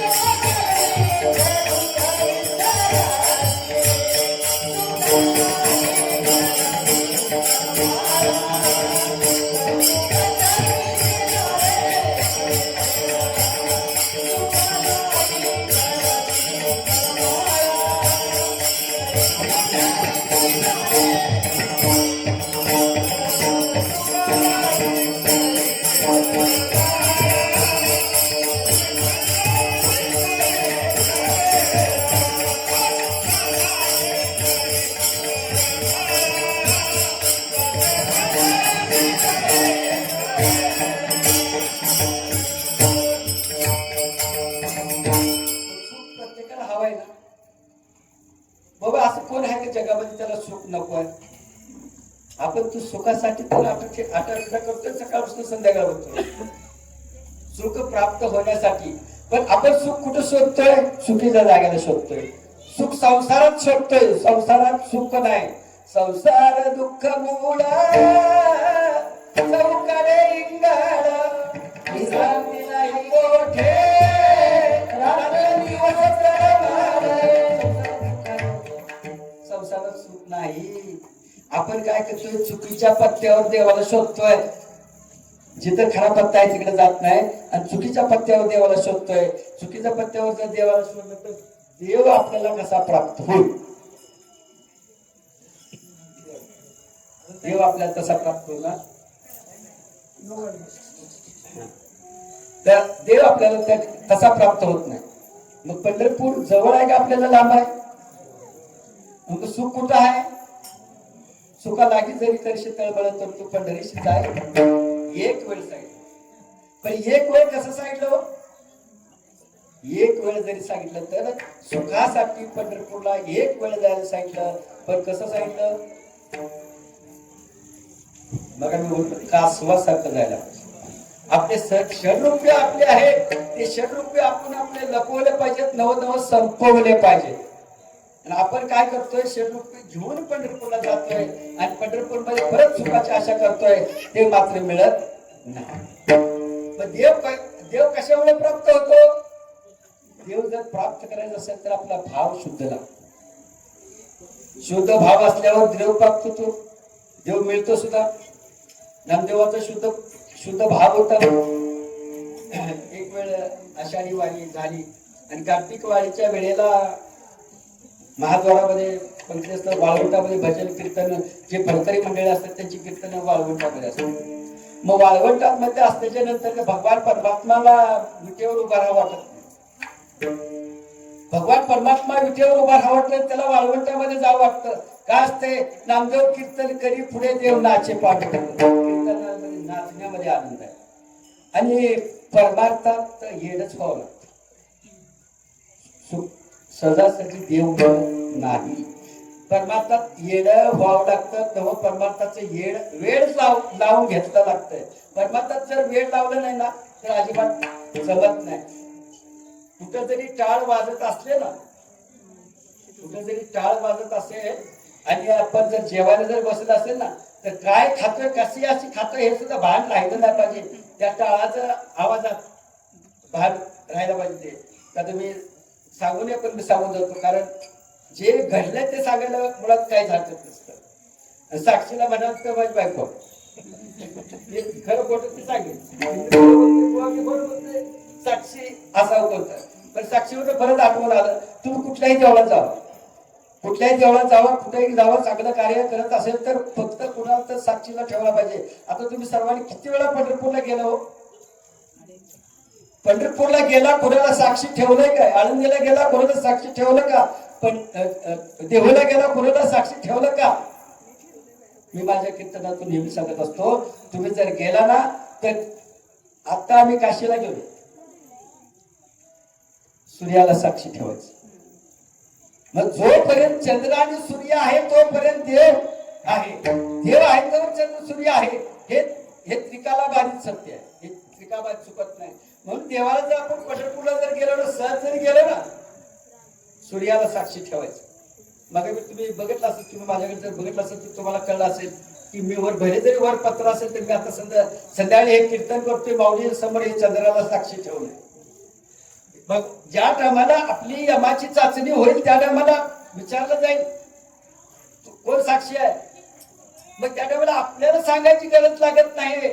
आपण या कोणाला साक्षी ठेवलं, मी सूर्याकडे बघितलं, मी चंद्राकडे बघितलं, तर ती आपली बरोबर तिथं नोंद झालेली. आपल्याला दुसरं काय करायची गरज नाही. पण साक्षी आपल्याला ठेवावं लागते. तुम्ही आळंदीला गेला तर एक हजेरी मारुती म्हणून आहे, हाय तुम्ही पाहिलाय? आळंदी पंढरपूरची वारी करणारे वारकरी मंडळ आहे. पण आळंदीमध्ये हजेरी मारुती म्हणून आहे. त्या हजेरी मारुतीचं जर तुम्ही दर्शन घ्या घेतलं तर तुमची त्या टायमाची वारी चुकली गेली. मग तुम्ही म्हणणार नाही मी आळंदी केली. अरे पण हजेरी मारुतीकडे हजेरी लावली का? जरी हजेरी मारुतीकडे हजेरी नाही लावली चालेल, पण सूर्याकडे हजेरी लावली पाहिजे. दिवसा सूर्याकडे हजेरी लावायची आणि रात्री चंद्राकडे हजेरी लावायची. मग हजेरी लावत असताना आपण भगवंताकडे हजेरी लावायचे आणि मग हजेरी लावत लावत लावत मग कुठे करतो की भगवंताच्या समोर आपण हजर होतो. पंढरपूरला काय करतो? सकळ हे तीर्थे मध्यान काळी येते पुंडलिका जवळी कुठंच काशीला जायची गरज लागत नाही. पुंडलिका जवळ दगडाची नाव तर ऐकलं असेल, पाहिलं नसेल, पाहिलं का तुम्ही दगडाची नाव तरले का? ते आपल्याला बघायला मिळाले, मी बघायचं ह्या वेळेला आपल्याला पाहता येणार नाही. पण सकाळी तीर्थे येते मग ध्यान काळी पुंडलिका जाऊन. पुंडलिकाचं जर मंदिर आहे ना, पुंडलिकाच्या मंदिरावर तिथं एक दगडाची नाव आहे, बघितलं नसेल तर आता गेल्यावर बघा. दगडाची नाव पाण्यावर तरंगते असं ते लिहिलेलं आहे. मग तिथं जर ध्यान काळी रात्री जर आंघोळ केली ना, सर्व तीर्थाचं पुण्य तिथे एकाच ठिकाणी मिळते. तुम्हाला काशी गया प्रयाग कुठंच जायची गरज नाही. आता यात्रा म्हणून जात आहे, जवळ हे सकळ सिद्ध आहे, हातपाय पाय चालाव्यात, हे हातपाय चालते तर तिथे यात्रेला जाय चुकू नको. तिथे यात्रेला जाऊ नको असं तर भाग नाही, जा बघायला करायला पाहिजे. पण सर्व ही तीर्थे मध्यान काळी येते पुंडलिका जवळ. परत पंढरपूर काय? पंढरपूर हे आपलं भूवैकुंठ. जसं काशीला गेल्याच्या नंतर मणिकर्णिका घाटावर काशीमध्ये जेवढे लोक मरतात ना, ते सर्वच्या सर्व मोक्षाला जातात. परत आपल्या दक्षिण भारतात सर्वच्या सर्व पंढरपूरला मेले तर मोक्षाला जातात. म्हणून पंढरपूरला लोक मरायला जातात, पण पंढरपूरला मरण यायला पाहिजे. पण काशीला मरायला जातात, पण काशीला मरण यायला पाहिजे. आता एक दृष्टांत सांगतो तुम्हाला. एक शेतकरी दादा होता, मोठा पैसेवाला, तर मुलं गडगंज संपत्ती होती, आणि म्हणाला मला या ठिकाणी पंढरपूरचं महत्व त्या मला कमी होतं, आणि म्हणाले काशीला मारायला जात. त्या ठिकाणी काशीला मोक्ष मिळतो पण मारावं लागतं, पंढरपूरला मोक्ष मिळतो पण त्या ठिकाणी मारावं लागतं. मग काशीला गेला मरण्यासाठी, गेला महिनाभर राहिला, 2 महिने राहिला, 3 महिने राहिला, मरण यायला पाहिजे ना. मरण काय आपल्या हातात आहे का? मरण येईना म्हणून परत गावाला आला 2-4 दिवस. परत 2-4 दिवसाला परत काही दिवसांनी म्हणाले, पोरांना म्हणाला मी आता बघितलं हा लावा सगळं काय म्हणले, मग परत जातो. परत गेला, परत 2 महिने राहिला, परत काही मरण येईना, परत गावाला आला, आणि गावाला आला आणि गेला. पूर्वकर्म पूर्व संचित पण पाहिजे ना त्या ठिकाणी जाऊन मारायला. त्या ठिकाणी सर्वांना मिळत नाही. बहुत सुकृताची जोडी म्हणजे आपण तसं पूर्व पुण्यही आपल्याला त्या ठिकाणी लागते, संचित आपलं असावं लागतं त्या ठिकाणी. मग संचित जर नसेल तर ती कुठली गोष्ट साध्य होत नाही. पोरांनी मस्त ठरवलं होतं की बाप तिकडे मिळाल्याच्या नंतर आपण चांगली त्यांची भीती करायचा वगैरे वगैरे वगैरे. काय करायची गरज नाही, त्या ठिकाणी काही केलं जात नाही. फक्त ते मृतदेह आहे, मुर्दे आहेत, जसे तसे पाणी टाकले जातात. आता सरकारने बंदी आणली त्याच्यावर, त्यांनी सुद्धा लोक चुकून वरती कुठेतरी पाणी टाकतात. आता तुम्ही टीव्हीला बघितलं असेल, राम मंदिर आता जे नवीन झालं ते राम मंदिरचा मेन पुजारी ज्या वेळेला मेला, त्याला सुद्धा काय केलं, गंगेमध्ये अर्पण केलं. समुद्रावर जाळलं नाही, फोडलं नाही, गंगेमध्ये वाहून टाकलं. कारण वाहून टाकलं तर काय होते की कुठंतरी कडेला लागणार, परत मासे म्हणा आणि प्राणी म्हणा ते त्या देहाची विटंबना केली जाते. म्हणून आपल्या हिंदू धर्मामध्ये आपल्या लोकांमध्ये एक चांगली सोय आहे. भगवंतांनी आपल्याला बुद्धी दिली काय की आपले मृतदेह जाळले जातात, काही मृतदेह पुरले जातात, आणि काही मृतदेह काय करतात की पारशी लोकांचे मृतदेह विहिरीमध्ये टाकतात. मुंबईमध्ये मंत्रालयाजवळ एक विहीर आहे, फक्त विहीर कोरडी विहीर आहे, त्याच्यामध्ये पाणी वगैरे काय सुद्धा नाही, बांधलेली विहीर आहे. ती जसं मंदिर आपलं असतात तशी विहीर आहे, आणि त्या विहिरीमध्ये त्यांचे पारशी लोकांचे जे मेलेले मृतदेह असतील ते तिथं टाकतात, आणून टाकतात, आणि त्या ठिकाणी घारी असतात, घारी कावळं ते मृतदेह खाऊन टाकतात. पण आपले एक चांगली त्या मृतदेहाची विटंबना होण्यापासून टाळतो आपण, आणि टाळल्याच्या नंतर आपण काय करतो, त्या देहाला अग्नी देतो, आणि काही लोक त्या देहाला पुरतात. मग पुरल्याच्या नंतर आपलं काय होतंय की ते आपल्या देहाची विटंबना होत नाही. आपला तो एक देव करून घ्यावा, ते देवाला जेव्हा सुकून होईल. आपला एक देव करून घेतल्याच्या सुख प्राप्त होतं, आणि तृप्त झाल्यानंतर आर्या संसारा उठा वेगू करा, शरण जाऊ दारा पांडुरंगा.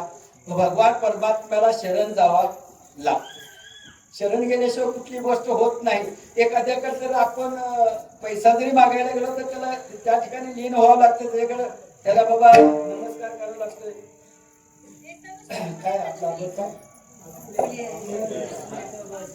आपण आपल्या हिता जो असे जागता धन्य माता पिता तयांची आपल्या हिताला जर आपण जागवायचं असेल तर मग माता पितांना धन्य मानते.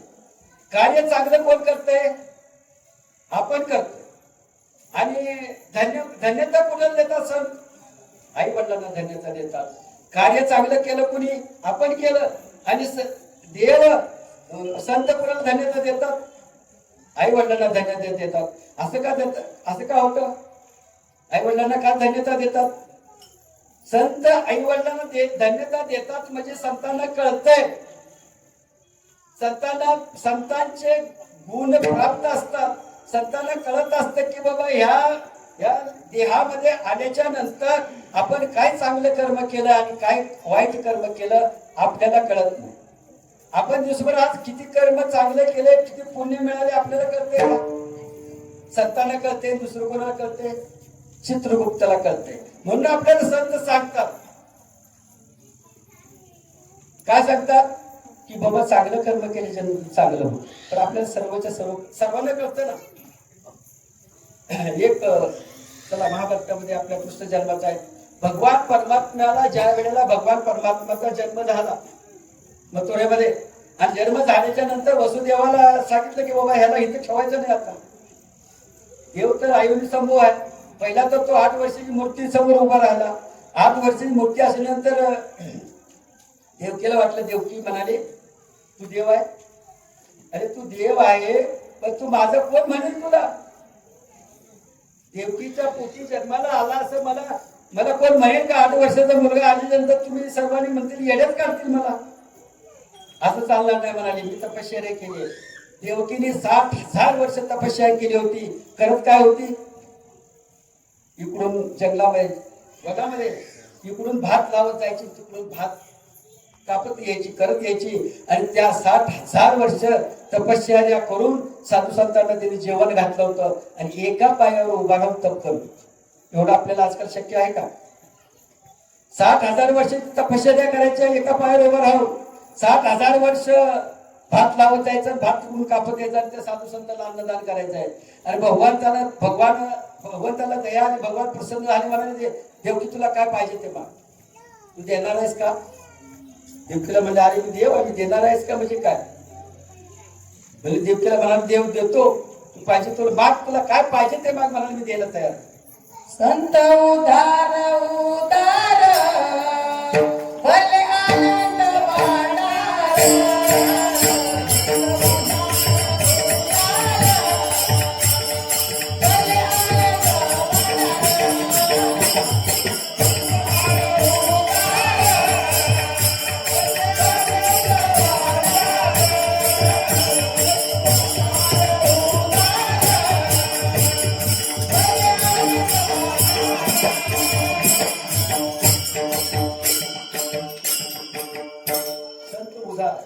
संत सगळं हस्त देतात. संत काही सुद्धा करत नाही.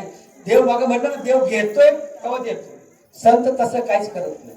संत आपल्याला भरभरून देतात, काही करत नाही. न लगती सायाचं जावे नंतर सुख येतो घरा. नारद देवाला घेऊन सुद्धा येतो प्राप्त तुमचे. तेवढी सेवा मात्र भगवंताकडे आपली रुजू झाली पाहिजे. संतांकडे सेवा रुजू झाल्याच्या नंतर देव प्राप्त होतो. संतांकडे जर सेवा रुजू आपली झाली नाही तर देवाला देवत पण नाही. आणि मग ते देव आपल्याला कधी प्राप्त होतात? संतांच्या माध्यमात. संतांचं माध्यमच आपल्याला एक धरायचं, बाकी काहीच धरायचं नाही. संत एकच गाडीवर घ्यायचंच पळायचं, कुठे बी पळा. संत एक गाडीवर घ्यायचंच पळायचं. काय बी करा, कुठे चला, काय बी करा. आपण करा, सोडवून संसार बंधन तोडावे. मग फक्त सर्वांनी बघा आपल्याला सोडवून करायचंय. मी भजन केलं तर माझीच सोय होणार. तुमचं भजन केल्यानंतर जो प्रत्येकाला आपल्या या वृत्ती लोकांमध्ये आपल्याला प्रत्येकाला तुम्हाला भजन करावंच लागेल. देवाचं नाव घ्यावंच लागेल. आता जे देवाचं नाव घेतात ते अशा लोकांनी घेणं गरजेचं आहे. 60च्या पुढे देवाचं नाव घेऊन त्याचा उपयोग होणार नाही. देव बघा मी बोललो, देव बाजारचा भाजीपाला नाही. देव असा फुकट मिळत नाही. अहो देव आयुष्यभर लहानपणापासून साधू संत, हजारो करोडो साधू संत त्या ऋषिकेशला आज सुद्धा एक टायमाला भोजन करून तपश्चर्या करतात. आज सुद्धा आजच्या घडीला सुद्धा जाऊन बघा तुम्ही हरिद्वारला. गंगेमध्ये सकाळी स्नान करायचं, दुपारी मध्यान्हकाळी 12 वाजता त्या ठिकाणी काय होते भोजन एक वेळेला घ्यायचं, एकच वेळेस घेणार, ते बी जेवढं पाहिजे तेवढंच घेणार, संध्याकाळ सकट नाही. आपण काय करणार, आपण गेलो तर आपलं घेतलं असतं ना आपल्या पोरावरांचं बी घेऊन आलो. तसं ते संत करत नाही. संत घेतात, पोटाला लागेल तेवढंच घेणार, निघून जाणार, परत जंगलात जाणार, तिथे रात्री भूक लागली तर झाडाचा पाला खाऊन तपश्चर्या करत राहतो. मग ते साठवतात का? मग साठवणारा जगात प्राणी एकच आहे. आता खाताय ना सकाळची सोय, सकाळी खाताय ना दुपारची सोय, फक्त एकच मनुष्य आहे, तो म्हणजे मनुष्य प्राणी. बाकी कुठलाच प्राणी साठवून ठेवत नाही. साठवतो कोण? कुणाच्या गणगी आहेत त्या मनुष्य सोडून. मनुष्य प्राणी सोडल्याच्या नंतर कुणाच्या सुद्धा गणगी नाहीत, आणि कुणाचं सुद्धा बँकेत बॅलन्स नाही, फक्त मनुष्याचेच मिळतील. आज तुम्हाला खोटं वाटेल, तुम्ही टीव्हीला बघा, पेपरला वाचा, आज हजारो करोड रुपये त्या रिझर्व्ह बँकेत पडू नये, त्याला वारस कोण नाही.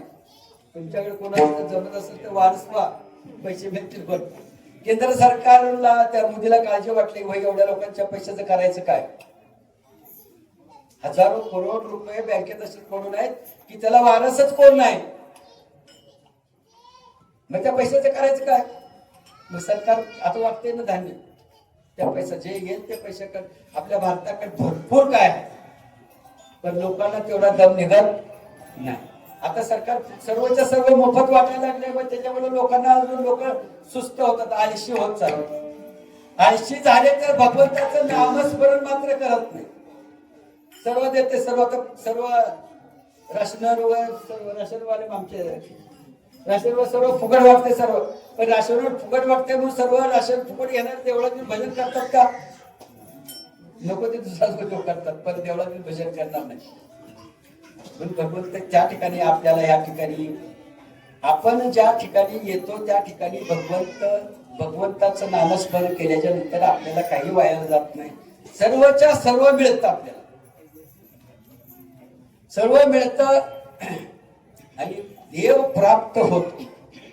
देव प्राप्त करूसाठी जेवढे आटापिटा आपल्याला चाललेले, अन्यथा आपल्याला कशाची सुद्धा गरज लागत. देव प्राप्त करू यासाठी संतांकडे जावं लागतं, आणि संतांकडे गेल्याच्या नंतर मात्र संत देवाला आपल्याकडे घेऊन येतात. तर त्यावेळेस त्याच्या अगोदर आपण एक मधलं भजन घेऊन आपली नियोजित वेळेत सेवा 9:30 संपवतो. कुटुंबार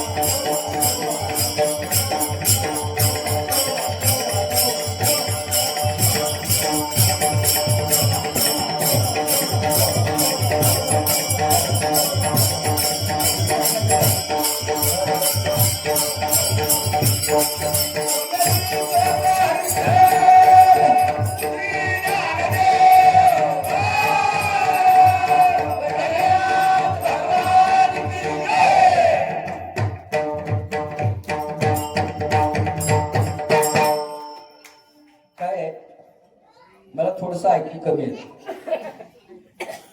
आणि ऐकू कमी आल्यामुळे काय झालं, तुम्ही किती मोठ्याने म्हणला मला काय ऐकून. आपण जेवढे आता या मंडपामध्ये आहे, जेवढे बाहेर बसलेले, आता हे गावात कीर्तन आहे म्हणून गावचा दृष्टांत एक सांगतो तुम्हाला. कारण मी लहान असताना बघितलं आणि हा दृष्टांत एक वस्तू तिथे म्हणजे खरं पाहिलेलं आहे. जे घार असते, घार कुठं असते? वर आकाशात फिरत असते आणि ती कोंबडी खाली पिल्ली तिच्या भोवतीने 10-15 पिल्ला असतात आणि ती 10-15 पिल्ल्याला ती जर घार वर त्या कोंबडीने बघितलं तर पिल्ल्याला कळत नाही घार आहे, पण त्या कोंबडीला कळतं घार आहे.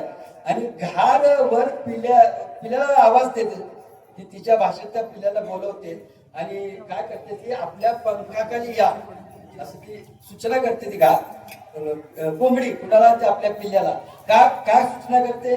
त्या घारीपासून तिचं त्या पिलांचं संरक्षण व्हावं, त्या घात ती पिल्ले घेऊन जाऊ नये म्हणून. मग ती कोंबडी कोण असते? आई असते त्यावेळेला. आता कोंबडी नाही, त्या पिलाची ती आई आहे. आईची ताकद असते त्या घारीला पण मागे घालवायची.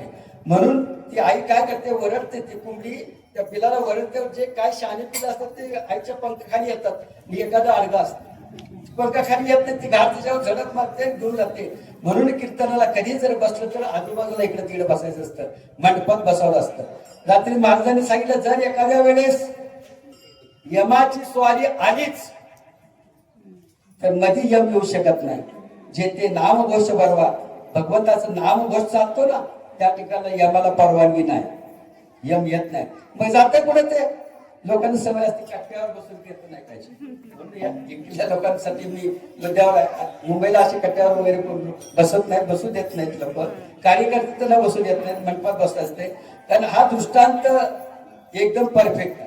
मंडपाच्या जर बाहेर बसलं आणि त्याचं जर बरं वाईट काय जर झालं तर हे कीर्तन आयोजकावर काय संकट येऊ नका, काय येऊ नका. तर म्हणणार ना, हो त्या ठिकाणी कीर्तन चालू होतं, त्या ठिकाणी यम आला कसा? पण तो मंडपात बसला नव्हता ना, मंडपाच्या बाहेर होता, त्याच्यामुळे यमाची धार पडली त्याच्यावर, अन्यथा यमाची धार पडत नाही. आणि म्हणून या ठिकाणी यमाची धार आपल्यावर पडू नये, आपल्यावर वाचायचे म्हणजे या मंडपात बसत चला. बाहेर आजूबाजू बसत, मंडप मोकळे लोक बाहेर बसतात, मंडपात बसत कधी असेल तर.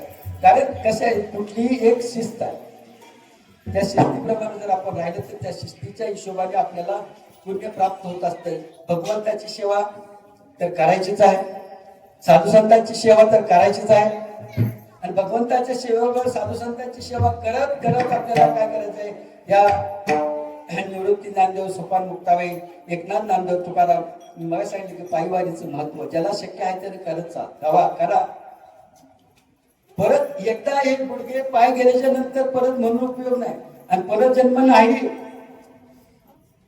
परत जन्म नाही. लोक म्हणतात की ते झाकून ठेवल्यावर पक्षीच्या जन्माला गेला. अजिबात नाही. पक्षाच्या नाही, कावळ्याच्या नाही, कुत्र्याच्या नाही, कशाच्या जन्माला जात नाही. कारण त्याची 84 लक्ष योनी, कोटी कोटी फेरा तेव्हा लागे वारा मनुष्य. 84 लक्ष योनी फिरायचंय आणि एका योनीमध्ये कोटी कोटी फेरा आहे.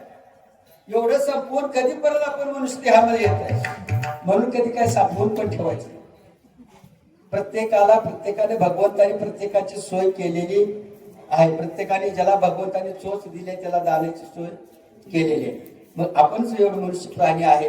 पण मी म्हणत नाही साठवायची काही गरज नाही, पण दुसऱ्याचं लोकांना साठवू नका, गरज नाही. लोकांना सवय असते, आपलं जर नांगरत असलं नसेल थोडं काय होईना, इतभर काय होईना, दुसऱ्याचं नांगरणारच. कारण त्याच्यावर भागतच नाही ना. दुसऱ्याचं पोकरल्याशिवाय त्याचं पोटच भरत नाही. मग संत असे आपले नाही सांगत. संत काय करतात? संत सर्वांना बरोबर घेऊन जातात, पण कोणाचं नांगरून घेत नाही, कोणाची चोरी करत नाही. मग संतांबरोबर आपल्याला जायचंय. निवृत्ती ज्ञानदेव, सोपान मुक्ताबाई, एकनाथ नामदेव, तुकाराम, या संतांची भजनं करत करत करत आपल्याला भगवंताकडे जायचं. आपण एक छोटासाच प्रयत्न करतोय, जास्त मोठा प्रयत्न करत नाही. आणि जास्त मोठा प्रयत्न करायला आपल्याला जमणार नाही का? जमल? यज्ञ करायला जमल का? हत्तीच्या सोंड एवढं तुपाची, शुद्ध तुपाची धार त्या यज्ञात सोडावं लागते. आणि जर म्हणलं एखादा म्हणला बाबा पैसेवाला करायचं ठरवलं त्यांनी, तर तेवढं तूप पण मिळणार नाही. मिळेल? शुद्ध तूप करावं असावं लागतं. शुद्ध तूप मिळणार नाही. आता तर तूप घालायची भानगडच केली ना, तूपच मिळत. आणि कायमस्वरूपी आहे आपल्या भागामध्ये हे तालुके काय भागाचे आपले दुष्काळी तालुके असतात. मग दुष्काळी तालुका असल्याच्या नंतर आपल्या या गावची पद्धत आहे की आपल्या या ठिकाणी दुधाचा व्यवसाय मोठ्या प्रमाणात चालतो. शेती आहे, जोडधंदा आहे दुधाचा, आणि दुधाचा जोडधंदा असल्या कारणानं या ठिकाणी पूर्वी काय व्हायचं, पूर्वीच्या काळामध्ये पाऊस पडायचा असतो आणि पूर्वी काय व्हायचं ते काय म्हणतात काशी कापडी म्हणून यायचे बघा. काशी कापडी माहितीये का कुणाला?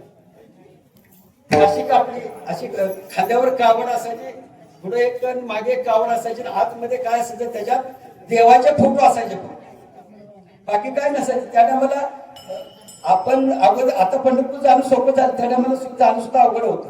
बैलगाडी होतं तेव्हा चालत जायचे लोक, त्याने मला पंढरपूर जाणं सोपं नव्हतं. त्या टायमाला ते काशी कपडे म्हणून होते, ते पंढरपूरचं महात्म्य सांगत फिरायचे. मग सांगत फिरत असताना ते सर्व कर्म धर्म संयोगाने काय झालं, एका गावावर पाऊसच पडत नव्हता. त्या गावातल्या लोकांनी विचार केला, म्हणाले यांच्याकडे काहीतरी म्हणलं महात्म्य सांगून देऊया का बाबा, आपल्याकडे पाऊस कमी पडतोय, देवाची काय अवकृपा आहे का. मग त्या गावातल्या लोकांनी काय 4 लोकांनी त्या काशी कापडीला बोलवलं आणि त्यांना मुकामाला ठेवून घेतलं आणि सांगितलं की बाबा म्हणाले आमच्या गावाचं काहीतरी महात्म्य सांग, आम्हाला कळत त्याच्यामधून काय तर आपल्या आमचं काय चुकतंय का. मग ते काशी कापडीने सांगितले, म्हणाले काय नाही चुकणार आहे, मी सांगतो ते उपाय करा. म्हणाले तुमच्या गावाला भरपूर पाऊस पडेल, भरपूर पाऊस पडेल. म्हणजे काय करायचं, काय सुद्धा करायचं नाही. म्हणजे सोपं आहे. म्हणाले शंकराचं देऊळ आहे, त्या देवळाला फक्त काय करायचं, दुधाने देऊळ भरायचं. म्हणजे जी शंकराची पिंडी आहे ती दुधाने भरवायची, म्हणजे त्या पिंडीपर्यंत दूध गेलं असं करायची. दुधाने जर पिंडी भरली तर म्हणे तुमच्या गावाला पाऊस पडेल, शंकराची कृपा होईल तुमच्यावर. असं केलं करेल चालेल, हो म्हणा ठीक आहे. मग सर्व गावातल्या लोकांनी सरपंचाला बोलवलं, सरपंचाने फरमान काढलं, सर्वांनी म्हणाले आजच्या दिवसात एका दिवसात दूध कुणीच विकायचं नाही, ते दूध कुठे वाचायचं, शंकराच्या पिंडीवर नेऊन वाचायचं. ठराव पास झाला, सर्वांनी ठरवलं, मान्य केलं, सर्वांनी एक मताने मान्य केलं. काय तुझा भाव नाही, विरोधी पक्ष नव्हता, कारण पावसाची गरज सर्वांना होती. सर्वांनी एक मताने ठराव पास केला, सरपंचांनी मान्य केलं. म्हणाले उद्याचं पूर्ण दूध काय करायचं, देवळात ओतायचं, कुणीच विकायला न्यायचं नाही, देऊळ भरलं पाहिजे. तर ठीक आहे म्हणाले.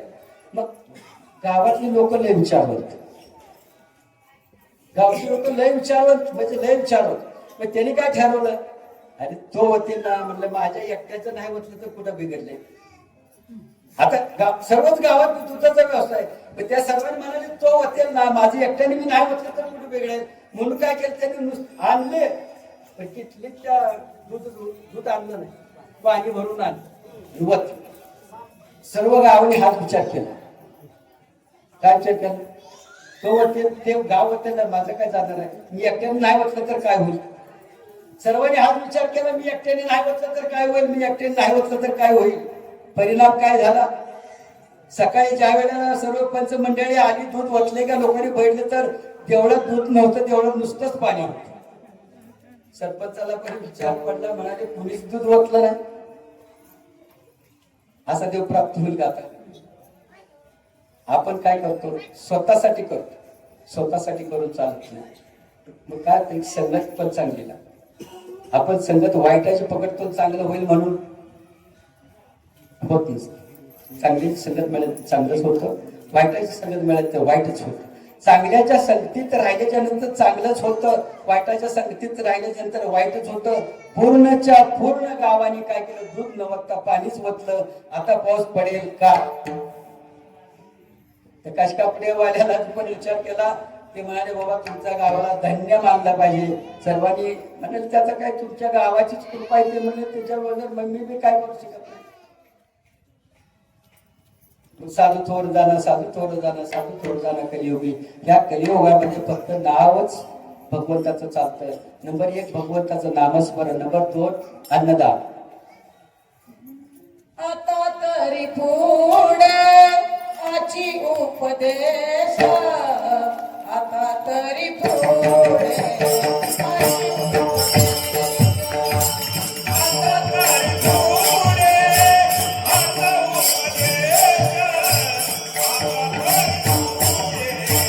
Oh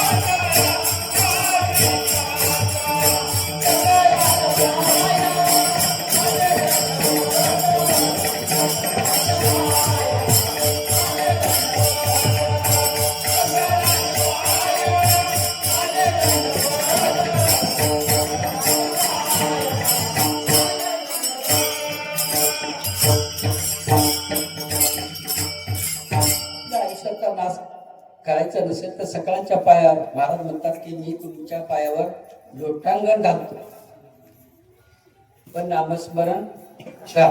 कारण नामस्मरण केल्याशिवाय दुसरा पर्याय नाही. महाराजांना काय गरज आहे तुमच्या सर्वांच्या पायावर लोटांगण घालायची? पण संतांना बुडते हे जन न देखावे डोळा, येतो कळवळा येताचा. हे जन बुडते म्हणून त्यांना कळवळा येत, आणि म्हणून त्या कळवळ्याच्या निमित्तानं संत म्हणतात की बाबा ह्या जन्माला मनुष्य देहामध्ये आलेला आहे, चांगलं कार्य करा, आणि चांगलं कार्य करून भगवंताचं नामस्मरण करून तुम्ही मोक्षाला जा. मोक्ष सर्वांना प्राप्त होतो का? सर्वांना प्राप्त होतो, पण कधी होतो की जर नामस्मरण करायला लागतं. नंबर 1 नामस्मरण आहे, नंबर 2 अन्नदान, आणि नंबर 3 हे आता गावच्या ठिकाणी या 3चा उपयोग होत नाही, पण मुंबईतल्या मोठ्या मोठ्या शहरातल्या ठिकाणी उपयोग होतो. काय असते, एखादा कोणाला तर ऍक्सिडेंट झालेला असतो आणि कुठेतरी रस्त्यावर पडलेला असतो, मेलेला असतो. मग नगरपालिका उचलते, नगरपालिका करते सर्व कार्य, पण नगरपालिकेचं कार्य न करता जर ते आपल्यासारख्याने जर कुणी एखाद्याचं प्रेत जरी जाणलं तर त्याच्यासारखं सुद्धा दुसरं पुण्य कुठलं. कारण एखादा भिकारी, आता तुमच्या लक्षात येण्यासाठी सांगतो, त्या पंढरपूरच्या रस्त्याने आपल्या ह्या रस्त्याने सुद्धा अनेक येडे, असं येडे कुठं काय दगडी मारणारे, स्टँडच्या भोवताली असे अनेक जण असे वेड्यासारखे असतात. ते काय मिळेल ते खातात, कुठे पडतात, काय शिव्या देतात, काय म्हणजे त्याच्या पुण्याप्रमाणे. मग हे जे हे झालेले असतात ना, तर मला म्हणतात हे येडे जे झालेले आहेत, हे येडे कुणाला प्राप्त होतात? ते सर्वांच्या सर्व मेले तर भगवंताला प्राप्त होतात. म्हणून त्यांचे जे मृतदेह आहे ते मृतदेह जाळण्याच्या, आपण जर त्यांचं काय क्रियाकर्म केलं तर त्याचं सुद्धा पुण्य आपल्याला भरपूर पुण्य मिळतं. वाट सांगे त्याच्या पुण्या नाही पार होती उपकार अगणित. आपण एखादा वाटसोला रस्त्याने जर जाताना विचारलं, बाबा ही वाट आमच्या ठिकाणी जाते का, तर त्याला जर वाट जर सांगितली तर बघा, आपण एका ठिकाणी उभा राहतो, एखाद्या विचारतो ही वाट जाते का आपल्याला, होय. पण जर थोडस वेळ वाकलाय, गावात मध्ये बसलेला आहे आणि आपणच्या रस्त्याला त्याला जायचं आहे, गावामध्ये बसलेला आहे, तो तिथं गावातून सांगत नाही असं जा असं जा असं जा असं जा, तसं नाही झालं. तो काय करतो, त्याला स्वतः रस्त्याला पर्यंत घेऊन येणार आणि ह्या रस्त्याने सरळ जा म्हणून वाट सांगे त्याच्या पुण्या नाही पार होती उपकार अगणी. तुकाराम महाराज म्हणतात त्याचं सुद्धा पुण्य आपल्याला भरपूर पुण्य, त्याचं सुद्धा आपल्याला पुण्य मिळतं. आणि तुका म्हणे माझं घडो त्यांची सेवा परी माझ्या दैवा पार नाही. तुकाराम महाराजांना आपल्याला काय सेवा करायची गरज पडते? आपण जर चांगले वागतोय, आपली सेवा करायची त्यांना काय गरज आहे? तुका म्हणे माझं घडो त्यांची सेवा परी माझ्या दैवा पार नाही. मग तुकाराम महाराज म्हणतात की असे जे काय पुण्यवान लोक असतात त्यांच्या पायावर मग मस्तक ठेवलं तर मी सुद्धा काय होईल, पुण्यवान होईल. तर असे लोक दुर्मिळ असतात, मिळत नाही, आणि ते मिळाले तर कळत नाही. मग हे दुर्मिळ असे जे लोक असतात त्याच्या पायावर जर माझं मस्तक ठेवलं तर म्हणाले मी सुद्धा भाग्यवान होईल असं म्हणतात. या ठिकाणी आपल्या वेळेत झाले का वेळ? आपल्या वेळेत शिवला या ठिकाणी पूर्णविराम देऊ. त्या ठिकाणी मला ह्या बदली कामाची सेवा मिळाली त्याच्याबद्दल मंडळाचं आभारी आहे. आता मी कसं आहे, मी काय कुठल्या संस्थेत शिकलेला कीर्तनकार बुवा नाही. मी तर फक्त आळंदी ते पंढरपूर पायीवारीमध्ये केलेलं जे काय पुण्य आहे ते फक्त या तुमच्या समोर मांडलेलं. त्या वारीतूनच मला पुण्य मिळालेलं आहे. मी कुठल्या संस्थेत नाही नोकरी करून परमार्थ केलेला बुवा, पण नोकरी करून परमार्थ केला आणि इथपर्यंत आला. आणि नागराच्या गादीवर उभा राहण्याची भगवंताच्या कृपेने, संतांच्या साधू संतांच्या कृपेने, त्यांच्या आशीर्वादाने त्यांचेच चार गोबडे शब्द बोलण्याची संधी मला प्राप्त होती. कारण म्हटलं का ते लोक म्हणतात की बाबा चला वारीला, नाही म्हणतात की आमचं काम सोडून आम्ही वारीला येतो. पण आम्हाला जर म्हणलं चल वारीला निघा, आणि कामाचा विचार कधी केला म्हणून 35 वर्ष पायवारी घडली.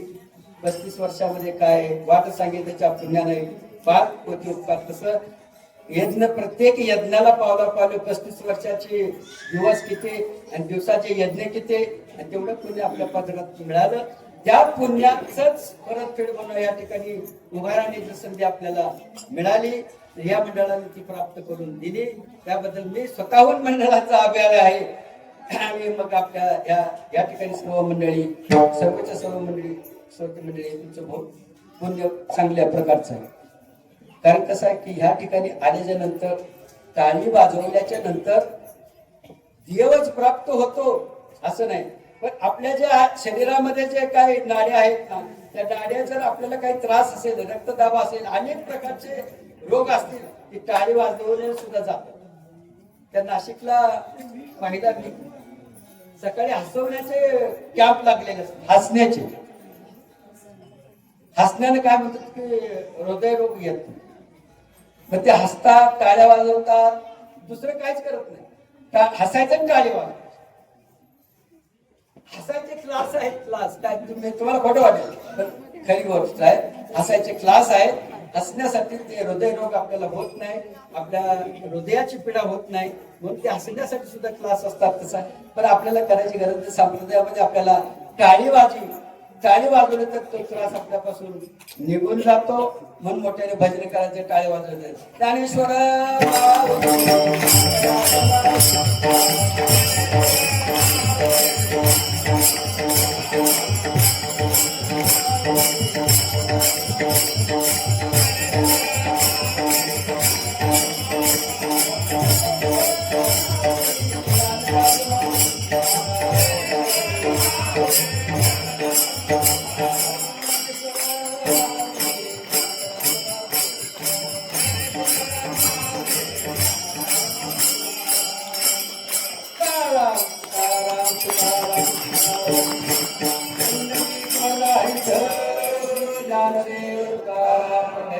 भगवान माऊली तारेश्वर महाराज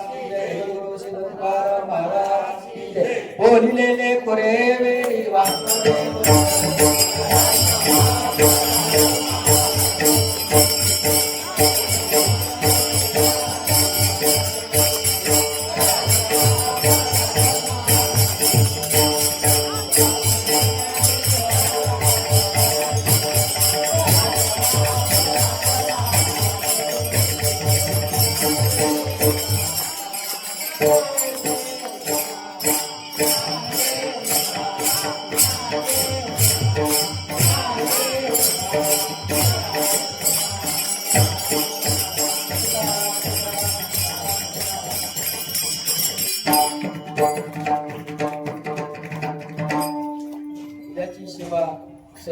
शिवदास महाराज गाडगे शिवने यांचे होईल.